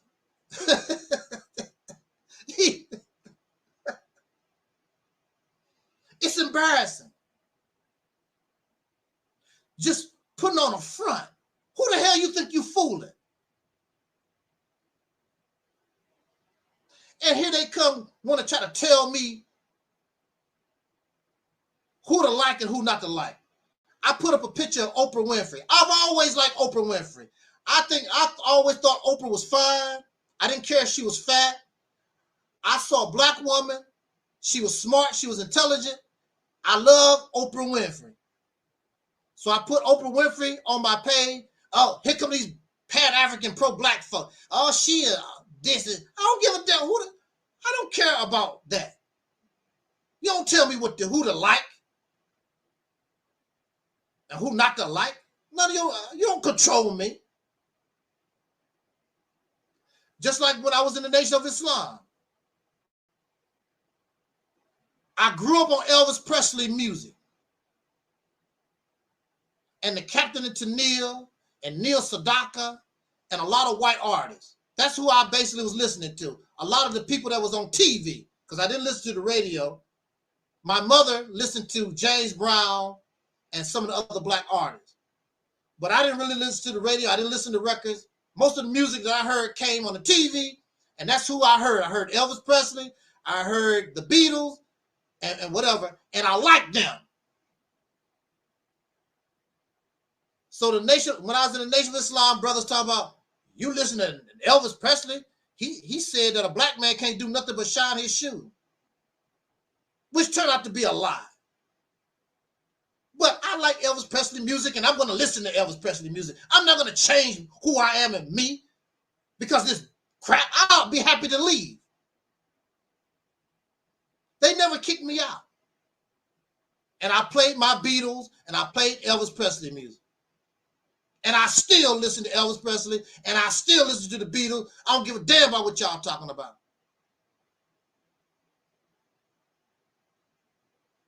You're going to change who you are to fit into this clown organization, these clown-ass people.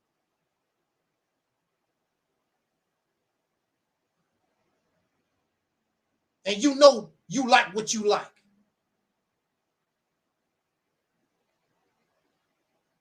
Oh, the black woman is God or whatever.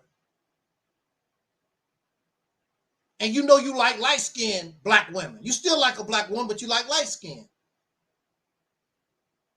But you got to pretend, oh, the black. And the reality is, a lot of us, we really don't like black like that. We don't like real, real dark. We're not used to that. Why don't we just be honest with ourselves? We really don't like that black, black, black. We don't like it for real. We're not used to that. It's a lie that we tell ourselves. Because if you notice, who do they marry? They marry the light-skinned person. Who do you listen to? The light-skinned person. Young Pharaoh, light-skinned. Minister Farrakhan, light-skinned. Tariq Nasheed, light-skinned. Tahaka Bay, light-skinned. You listen to the light-skinned folks. If they said the same thing that I'm saying, you would like them. You still like them because they light-skinned. I'm too black for you. I'm too dark-skinned for you. Because dark skin remind you of being the N-word. And an N-word can't tell you nothing. And that's why I believe I was overlooked many times for certain things because I'm too black in the Nation of Islam. How the hell you going to be a pro-black organization and there's no dark skin, no black people in the forefront? That's like having a Big Mac represent Burger King. Where the Whoppers at? You got Big Mac representing. Well, a hamburger is a hamburger, my brother. Yeah, but y'all said that y'all represent Burger King. What the hell is this Big Mac doing here? How the hell you gonna be pro-black and there's no black people that's teaching, no black people that's representing nothing? Talk black to me. Where the black folks at? And so we dark-skinned people, us darker-skinned people, we in the same damn position like we was on the slave plantation. The slave master uplifted the lighter skin, and they was the leaders, they was the preachers, they was the leaders, and the only thing we did was follow. Or maybe we was the mandingos, the ones that was forced to fight to the death and kill each other. They let us do that. So ain't nothing really changed. You don't want to hear that. Even Minister Farrakhan talked about it one day because it was brought to his attention. People was complaining. Why come the Nation of Islam, y'all talking all that black stuff, where the black people at? And then he's going to say, it don't make no difference. It's about the message. It's not about the vessel, the light skin. It's about the message. Well, if that's true, sir, well, put the black skin on your stage with you. When you go see his meetings, ain't nothing but a bunch of light-skinned folks. And the one that was dark, he kicked him out. Dr. Khalid Muhammad treated him like a dog.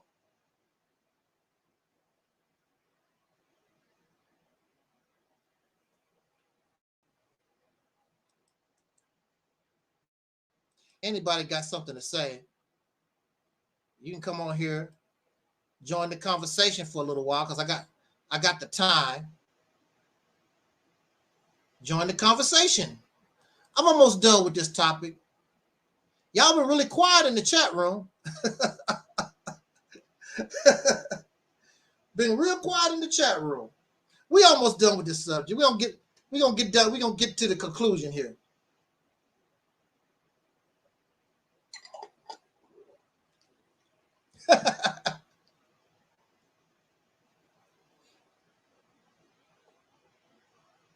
Now, for me, I've always liked us because I grew up in that type of environment. Dark skin, light skin, or whatever. Even in my own personal life, I liked the sisters. I didn't care. Dark skin, light skin, I did not care. I didn't trip off of that kind of stuff. I did not trip on your skin color. The only thing I saw, we was black folks suffering in Mississippi, and we need to stay together. That's all I saw. I never tripped off of that, but we do. Even the pro-black Pan-Africans, they still do. You still do that. We want to welcome Brother Denzel Rogers to the conversation in the chat room. Glad to see you, Brother Denzel Rogers. Welcome to the conversation. People don't like how I talk because it cuts. But I would be doing us a disservice not to talk the way that I talk. We need to hear this.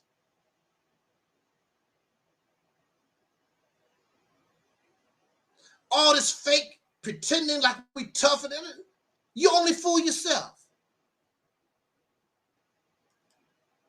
The government does not care nothing about you.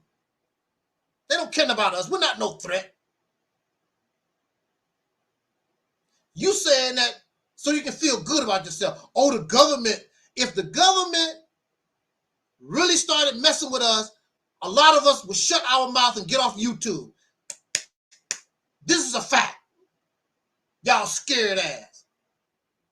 If you really thought that the government was really on our case, a lot of these people would disappear off of Facebook, Instagram, and whatever with this kind of talk, because you're not ready for it. You're not ready for it. But you know it's not real. You know it ain't nothing but church. So you have your happy, lazy ass on social media running your damn mouth.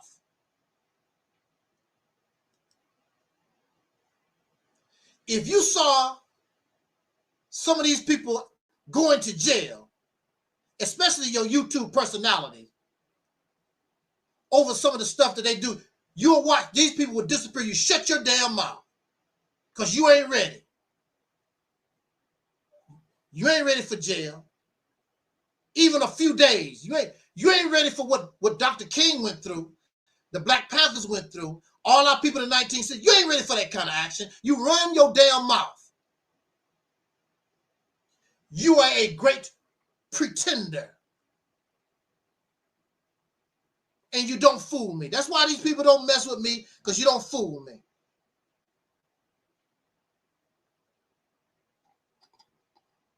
I know I can handle jail because I done it. Like they say, for every cloud, there's a silver lining. There's a yin and a yang. That wasn't a good experience. But now I know I can handle going to jail because I've done it for 10 damn years.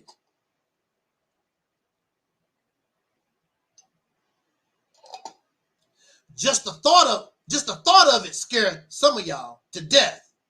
Oh, yeah, I was gonna go to jail. Now I'm gonna tell you. Now some of y'all probably been to jail for a couple of hours, maybe a day or so. It's still humiliating because sometimes when you go to jail, they make you drop your drawers. They check your ass cheeks. That's humiliating. And you're handcuffed with the chains, remind you of a slave. You got the handcuffs on and the shackles on your feet. You don't really want to go through that. Most of these people, they would, if they thought the government really was after us, they would leave YouTube. I already know it. You ain't bout it like that. Bunch of talk.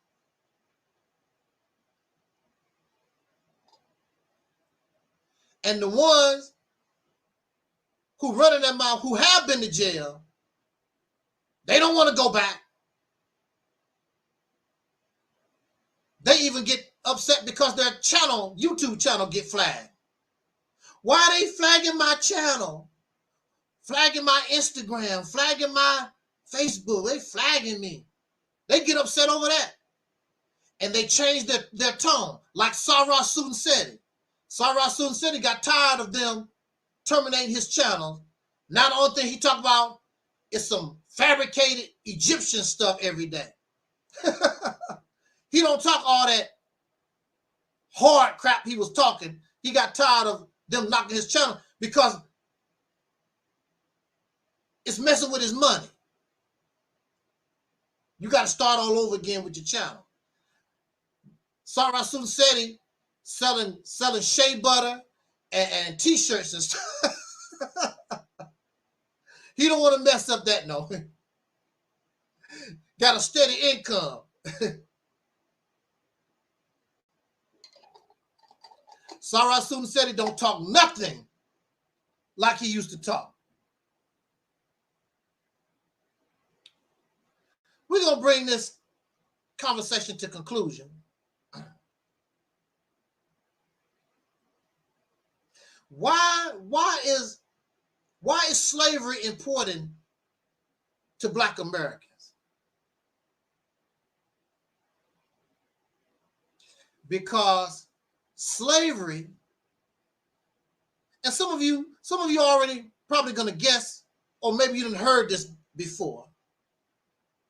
Because I'm not the smartest person in the world. I listen to other folks, but and I also would say I've heard it many times using this analogy.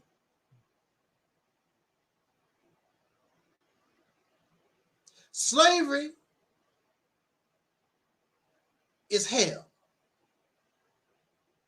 And hell represents fire.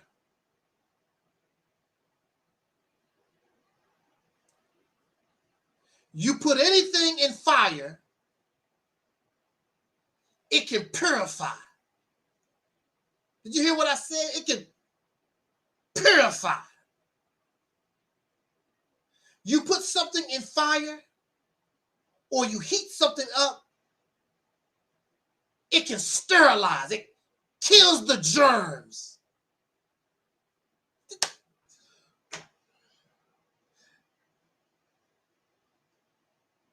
Sterilize. It kills the disease. It kills the germs.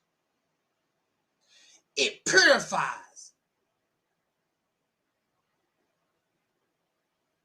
You put anything in fire in the earth, causes pressure.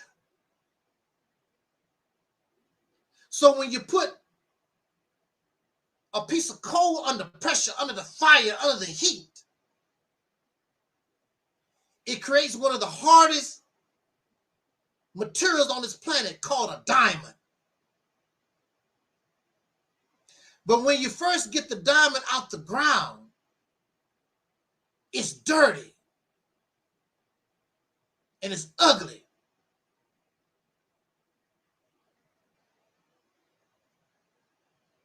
But if you can take that rock and you cut it just right and you shine that rock and polish that rock, it becomes a girl's best friend.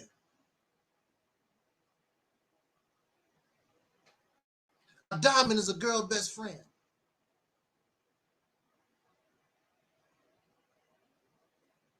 That's what slavery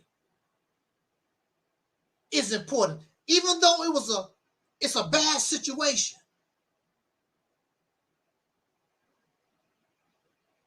The other side is that, and Malcolm talked about this, it made diamonds out of us. But we don't know that we're diamonds because we're still covered with dirt and we're ugly from being in the ground, dirty. So the mission of a true revolutionary, a real teacher, is to become one that can shine, that can cut that diamond and polish that diamond.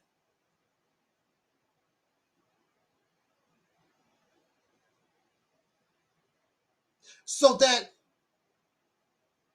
you can become valuable, and people fight and they die over diamonds. And of course, diamond is a girl's best friend. That black woman that you complain about, when you cut and you shine and you polish yourself, black man, soul brother, when you do that, you don't have to make videos about black women all day and the weaves and the makeup. Shine yourself up and become a diamond. She's your best friend. You don't have to go through all that.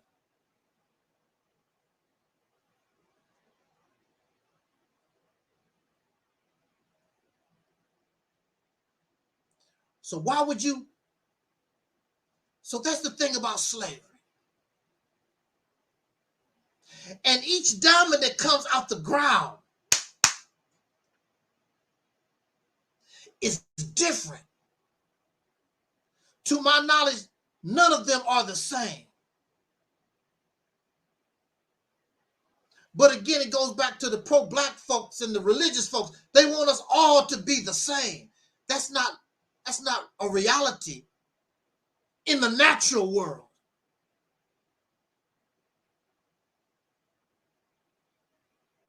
When it snows,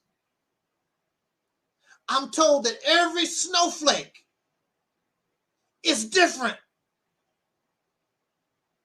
Every blade of grass is different. So how the hell you want to come to me and want to make me into a clone when I'm different? We don't even have the same mother. We don't even have the same father. So how the hell, but we want us all to be the same. And when you're dealing with something new, or if you don't allow something new to come from your womb, how you going to change? How you going to adapt? The reason why you have different plants and animals on this planet is because of change, variety. Even though they're the same species, there's all kinds of black bear. If you want to call us an African, so be it. But we're not them. We're not them.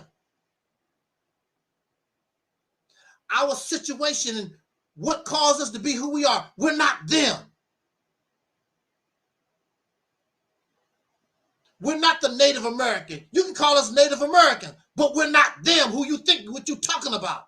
We're not Cherokee. We're not Dakota. We're not the Sioux. We're not Ghanaians. We're not Kemetic. We're not them.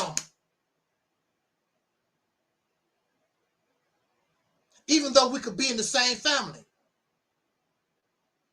There's different kinds of whales, different kinds of worms, different kinds of trees. Why do these suckers want us to be a clone? Just some kind of zombie life form. All praise is due to Allah for the honor of Elijah Muhammad. All praise. Nova Aleeyah. Marcus Garvey this, Marcus Garvey that, Marcus Garvey this, Marcus. Oh Jesus, oh Jesus. You asking us to give up our uniqueness, who we are as a human being. Want me to be a zombie. I can't do it.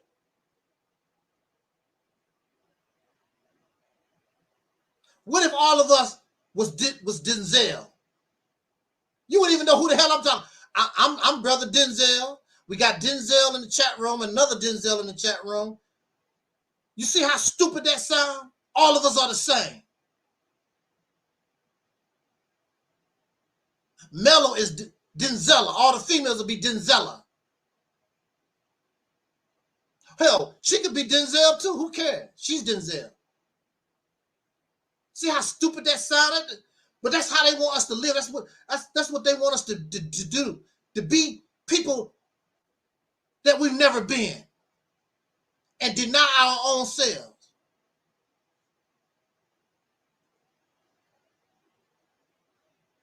I can't do it. You shouldn't want to do that. You shouldn't want to be that. And clearly, these people are not a diamond. They are not polished. There's nothing about them that shine.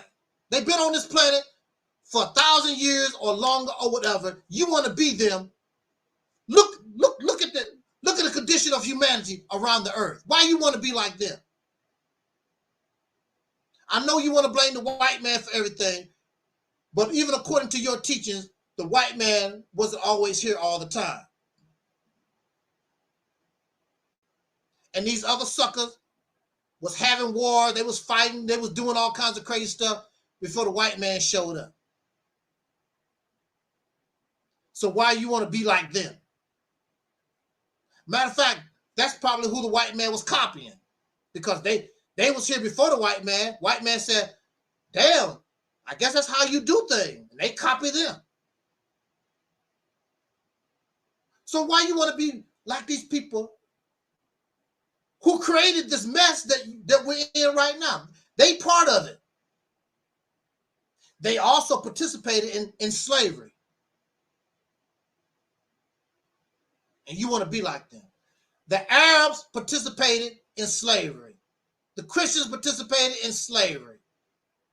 The Africans participated in slavery. All of them benefit All of them participated. So why would you want to be them? And what makes you think they better? These suckers not better than me.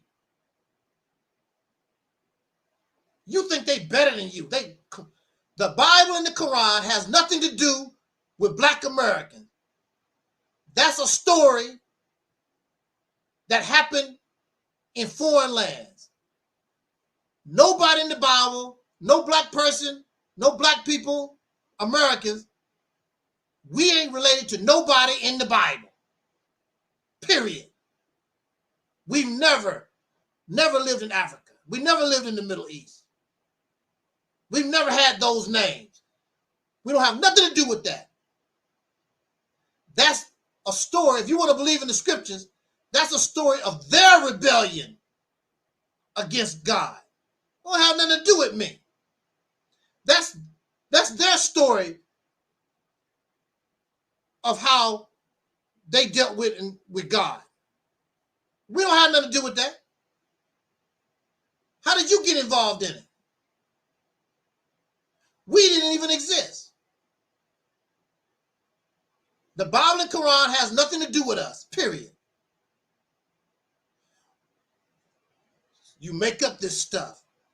Well, these people here is Black American. That's speculation. That's assumption. That's belief. How is those people us, or you think that that's us? We've never lived. God never talked to us. We get secondhand information. God actually interacted with those people. We get secondhand information. We get stuff from the man in the middle. God actually interacted and dealt with them. Some sucker came and claimed that he talked to God, came to us. So while I'm on this live stream, Mr. God, could you come here and talk to us personally for a change?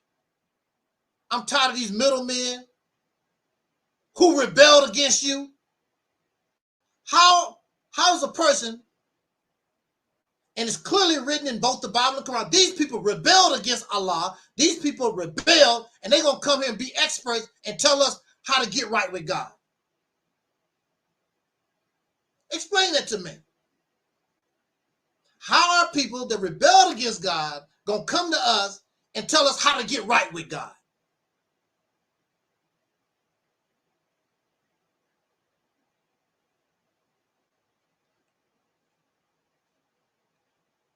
So in my conclusion, I simply, and they don't like me to talk about it, they don't like me to say it, but for us, for me,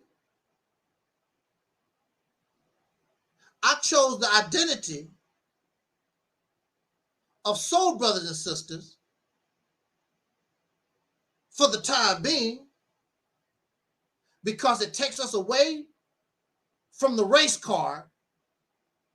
Because whether you light skinned or dark skinned, fat, short, whatever you are, as long as you're a descendant of slaves or sharecroppers in this country, you're a soul brother and your soul sister. And at one time, people was trying to be like us. In the 60s, in the 70s, even in the 80s, they was trying, especially when Michael Jackson was hot. They trying to be like us. Now we want to try to be like their born ass. In the 60s, 70s, 80s, or whatever, when I was growing up, we had what we call swag. Soul is more than soul food and soul music. It's a culture within a culture. It's more than just about music and food. There's something called Ebonics. And even before Ebonics, there was something called Pig Latin. Matter of fact, it goes all the way back to slavery, when our people was developing a language to talk among themselves, so the slave master couldn't understand what they was talking about until you get a snitch.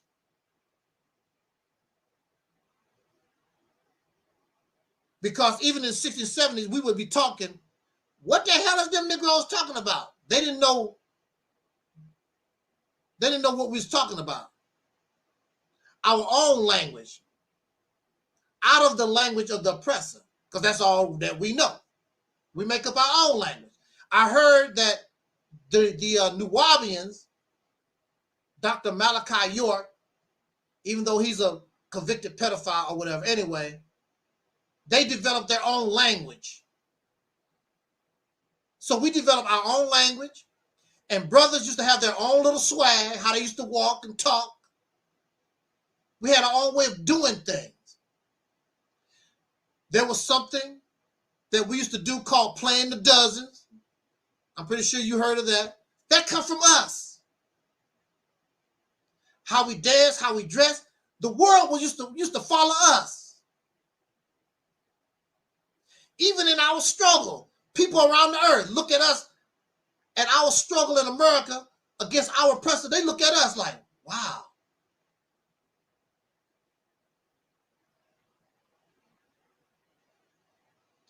The slave master used to say, them people, they got soul. Now, of course, soul has religious connotations or related. We get soul out of religion. But soul in the Latin means sun. So we are soul people or the sun people, or those, we are the people that represent that light and life. How come them people be so happy? Even in our oppression, we find life and happiness. So we could be on a chain gang and be singing, digging ditches, picking cotton in the cotton field, singing. We find happiness even in oppression. A lively people, happy people.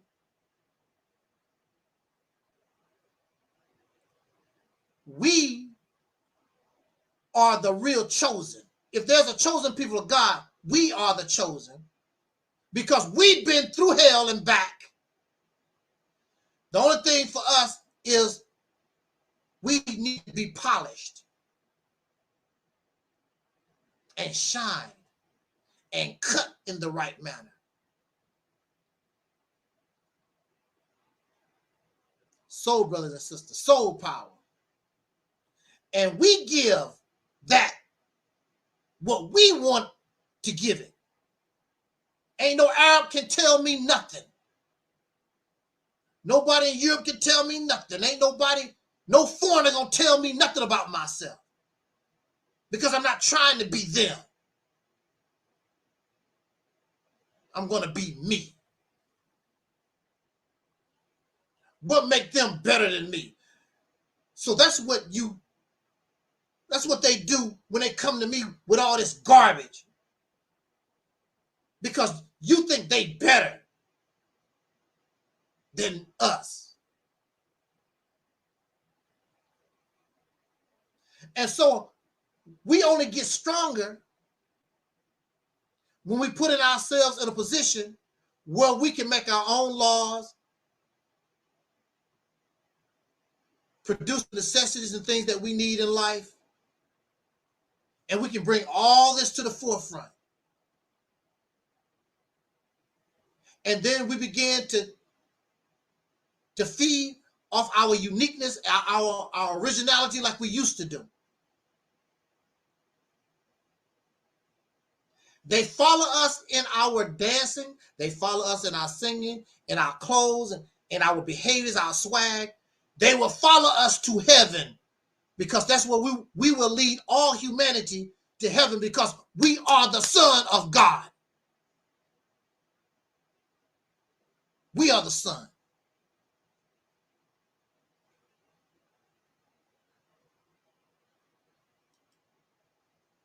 are the sun. We are the light. We was made for this day. We were purified.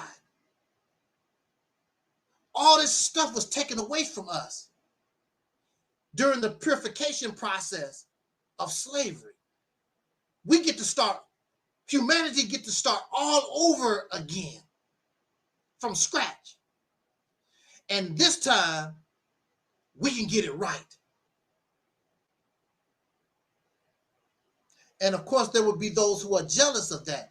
That's their personal problem. The only thing stopping us is ourselves. Holding on and want to be like these people who are losers. They lost. They was given a chance, an opportunity. They blew it. This is what you have to understand. They blew it. It's like a lot of us. We get an opportunity to do certain things. And you blow it. Then another person come by. Then they take it to where it needs to go. These people have been on this earth for thousands of years. Their cultures and their languages and all the foolishness that they do, they've been doing this for 1,000 years. Look where we at.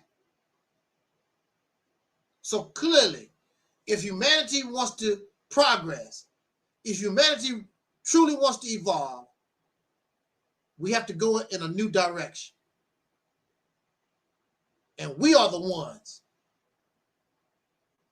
to be the ones that can guide us because of our situation. We was made for this day. It's not nothing religious. It's not no fantasy. It's not no fiction. It's because that's how it is. The kingdom of heaven is in us. It's here. We just have to open up our brain. As long as we copy other folks, nothing's going to happen. Nothing's going to change. We're going to stay right here in the mess, the mud hole that they made. We can get them out. It's the same concept as the one who was a slave. Then they end up ruler of the country or the nation that once had them a slave.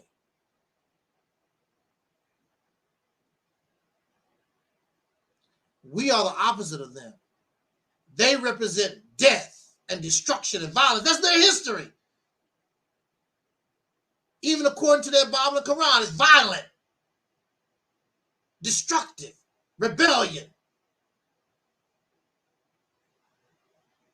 We don't have that. We are the sun, and we can bring light and life.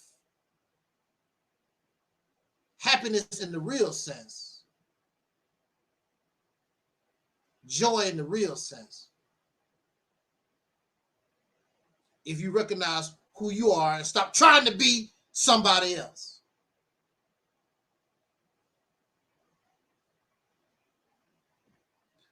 On that note,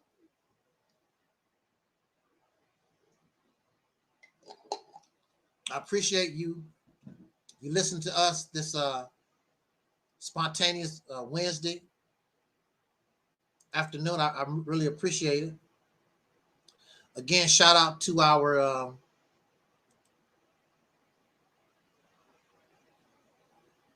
family in London, England, Just Acting and The Resident, Facebook and Instagram, of course, YouTube. Appreciate it. Thank you very much.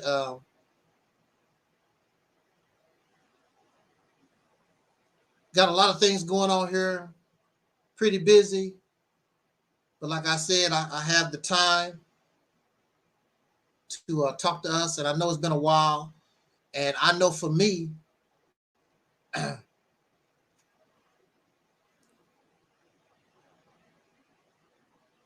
we have to have a different voice. We have to have different voices. These voices that's out here, with all due respect, they're just not working. That's not Angel Snub 7 fault. It's not working. And no matter what you do or how you believe, you're not going to make it work. It has not worked in 100 years, 200, 1,000, 5,000 years. It's not going, that mindset is over. We have to do different. We have to allow change.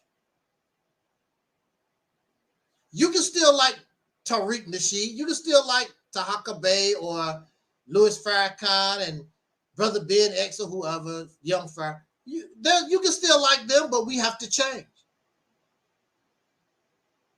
And if they really was as wise and as smart as they claim, they understand it's time for a change. We have to change.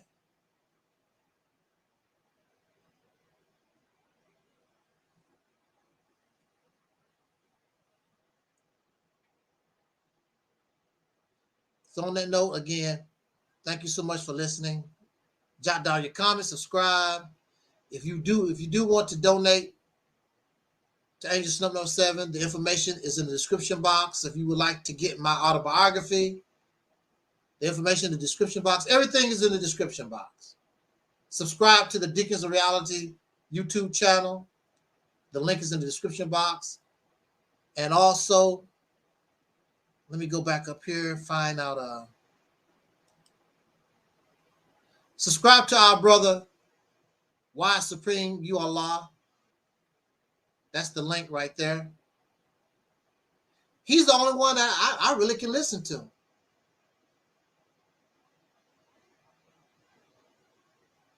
I really wish there was others, but you're stuck in the past. They don't see the reality of our situation. I can't do it. So if you get a chance, let's support this brother's channel. Subscribe to Why Supreme You Allah. Thank you, Mello, for putting that in the chat room.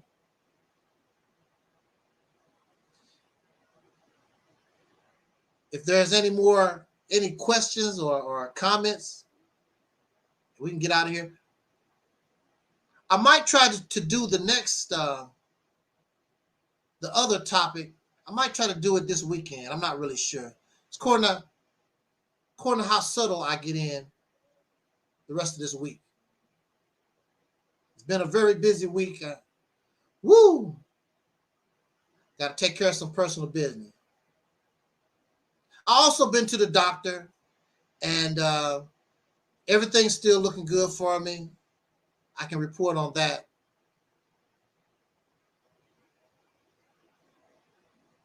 So I feel great.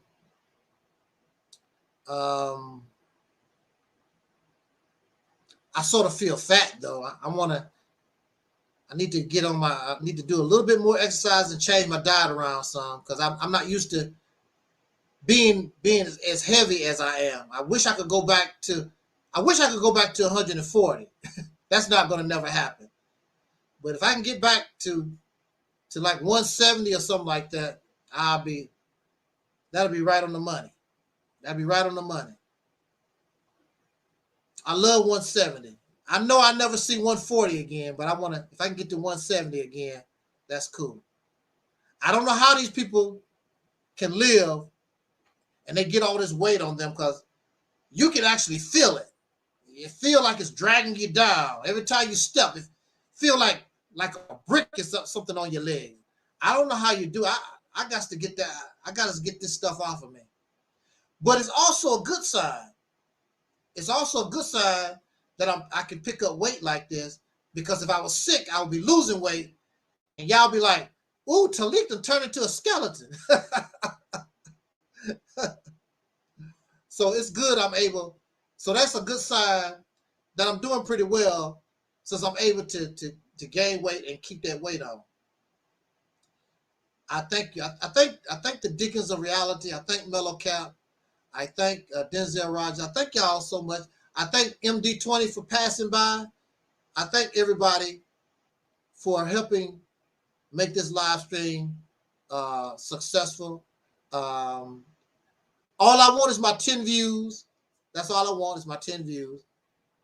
And I'm a happy camper. So until next time, y'all, we always say y'all. Why we can't say you all? Why we can't say you all?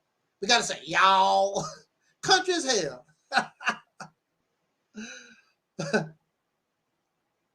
So until I see you all again, hopefully, maybe this weekend, as our brother Dr. Neelis used to always say as a party, I wish us love, peace, and soul. And we are Audi 5000.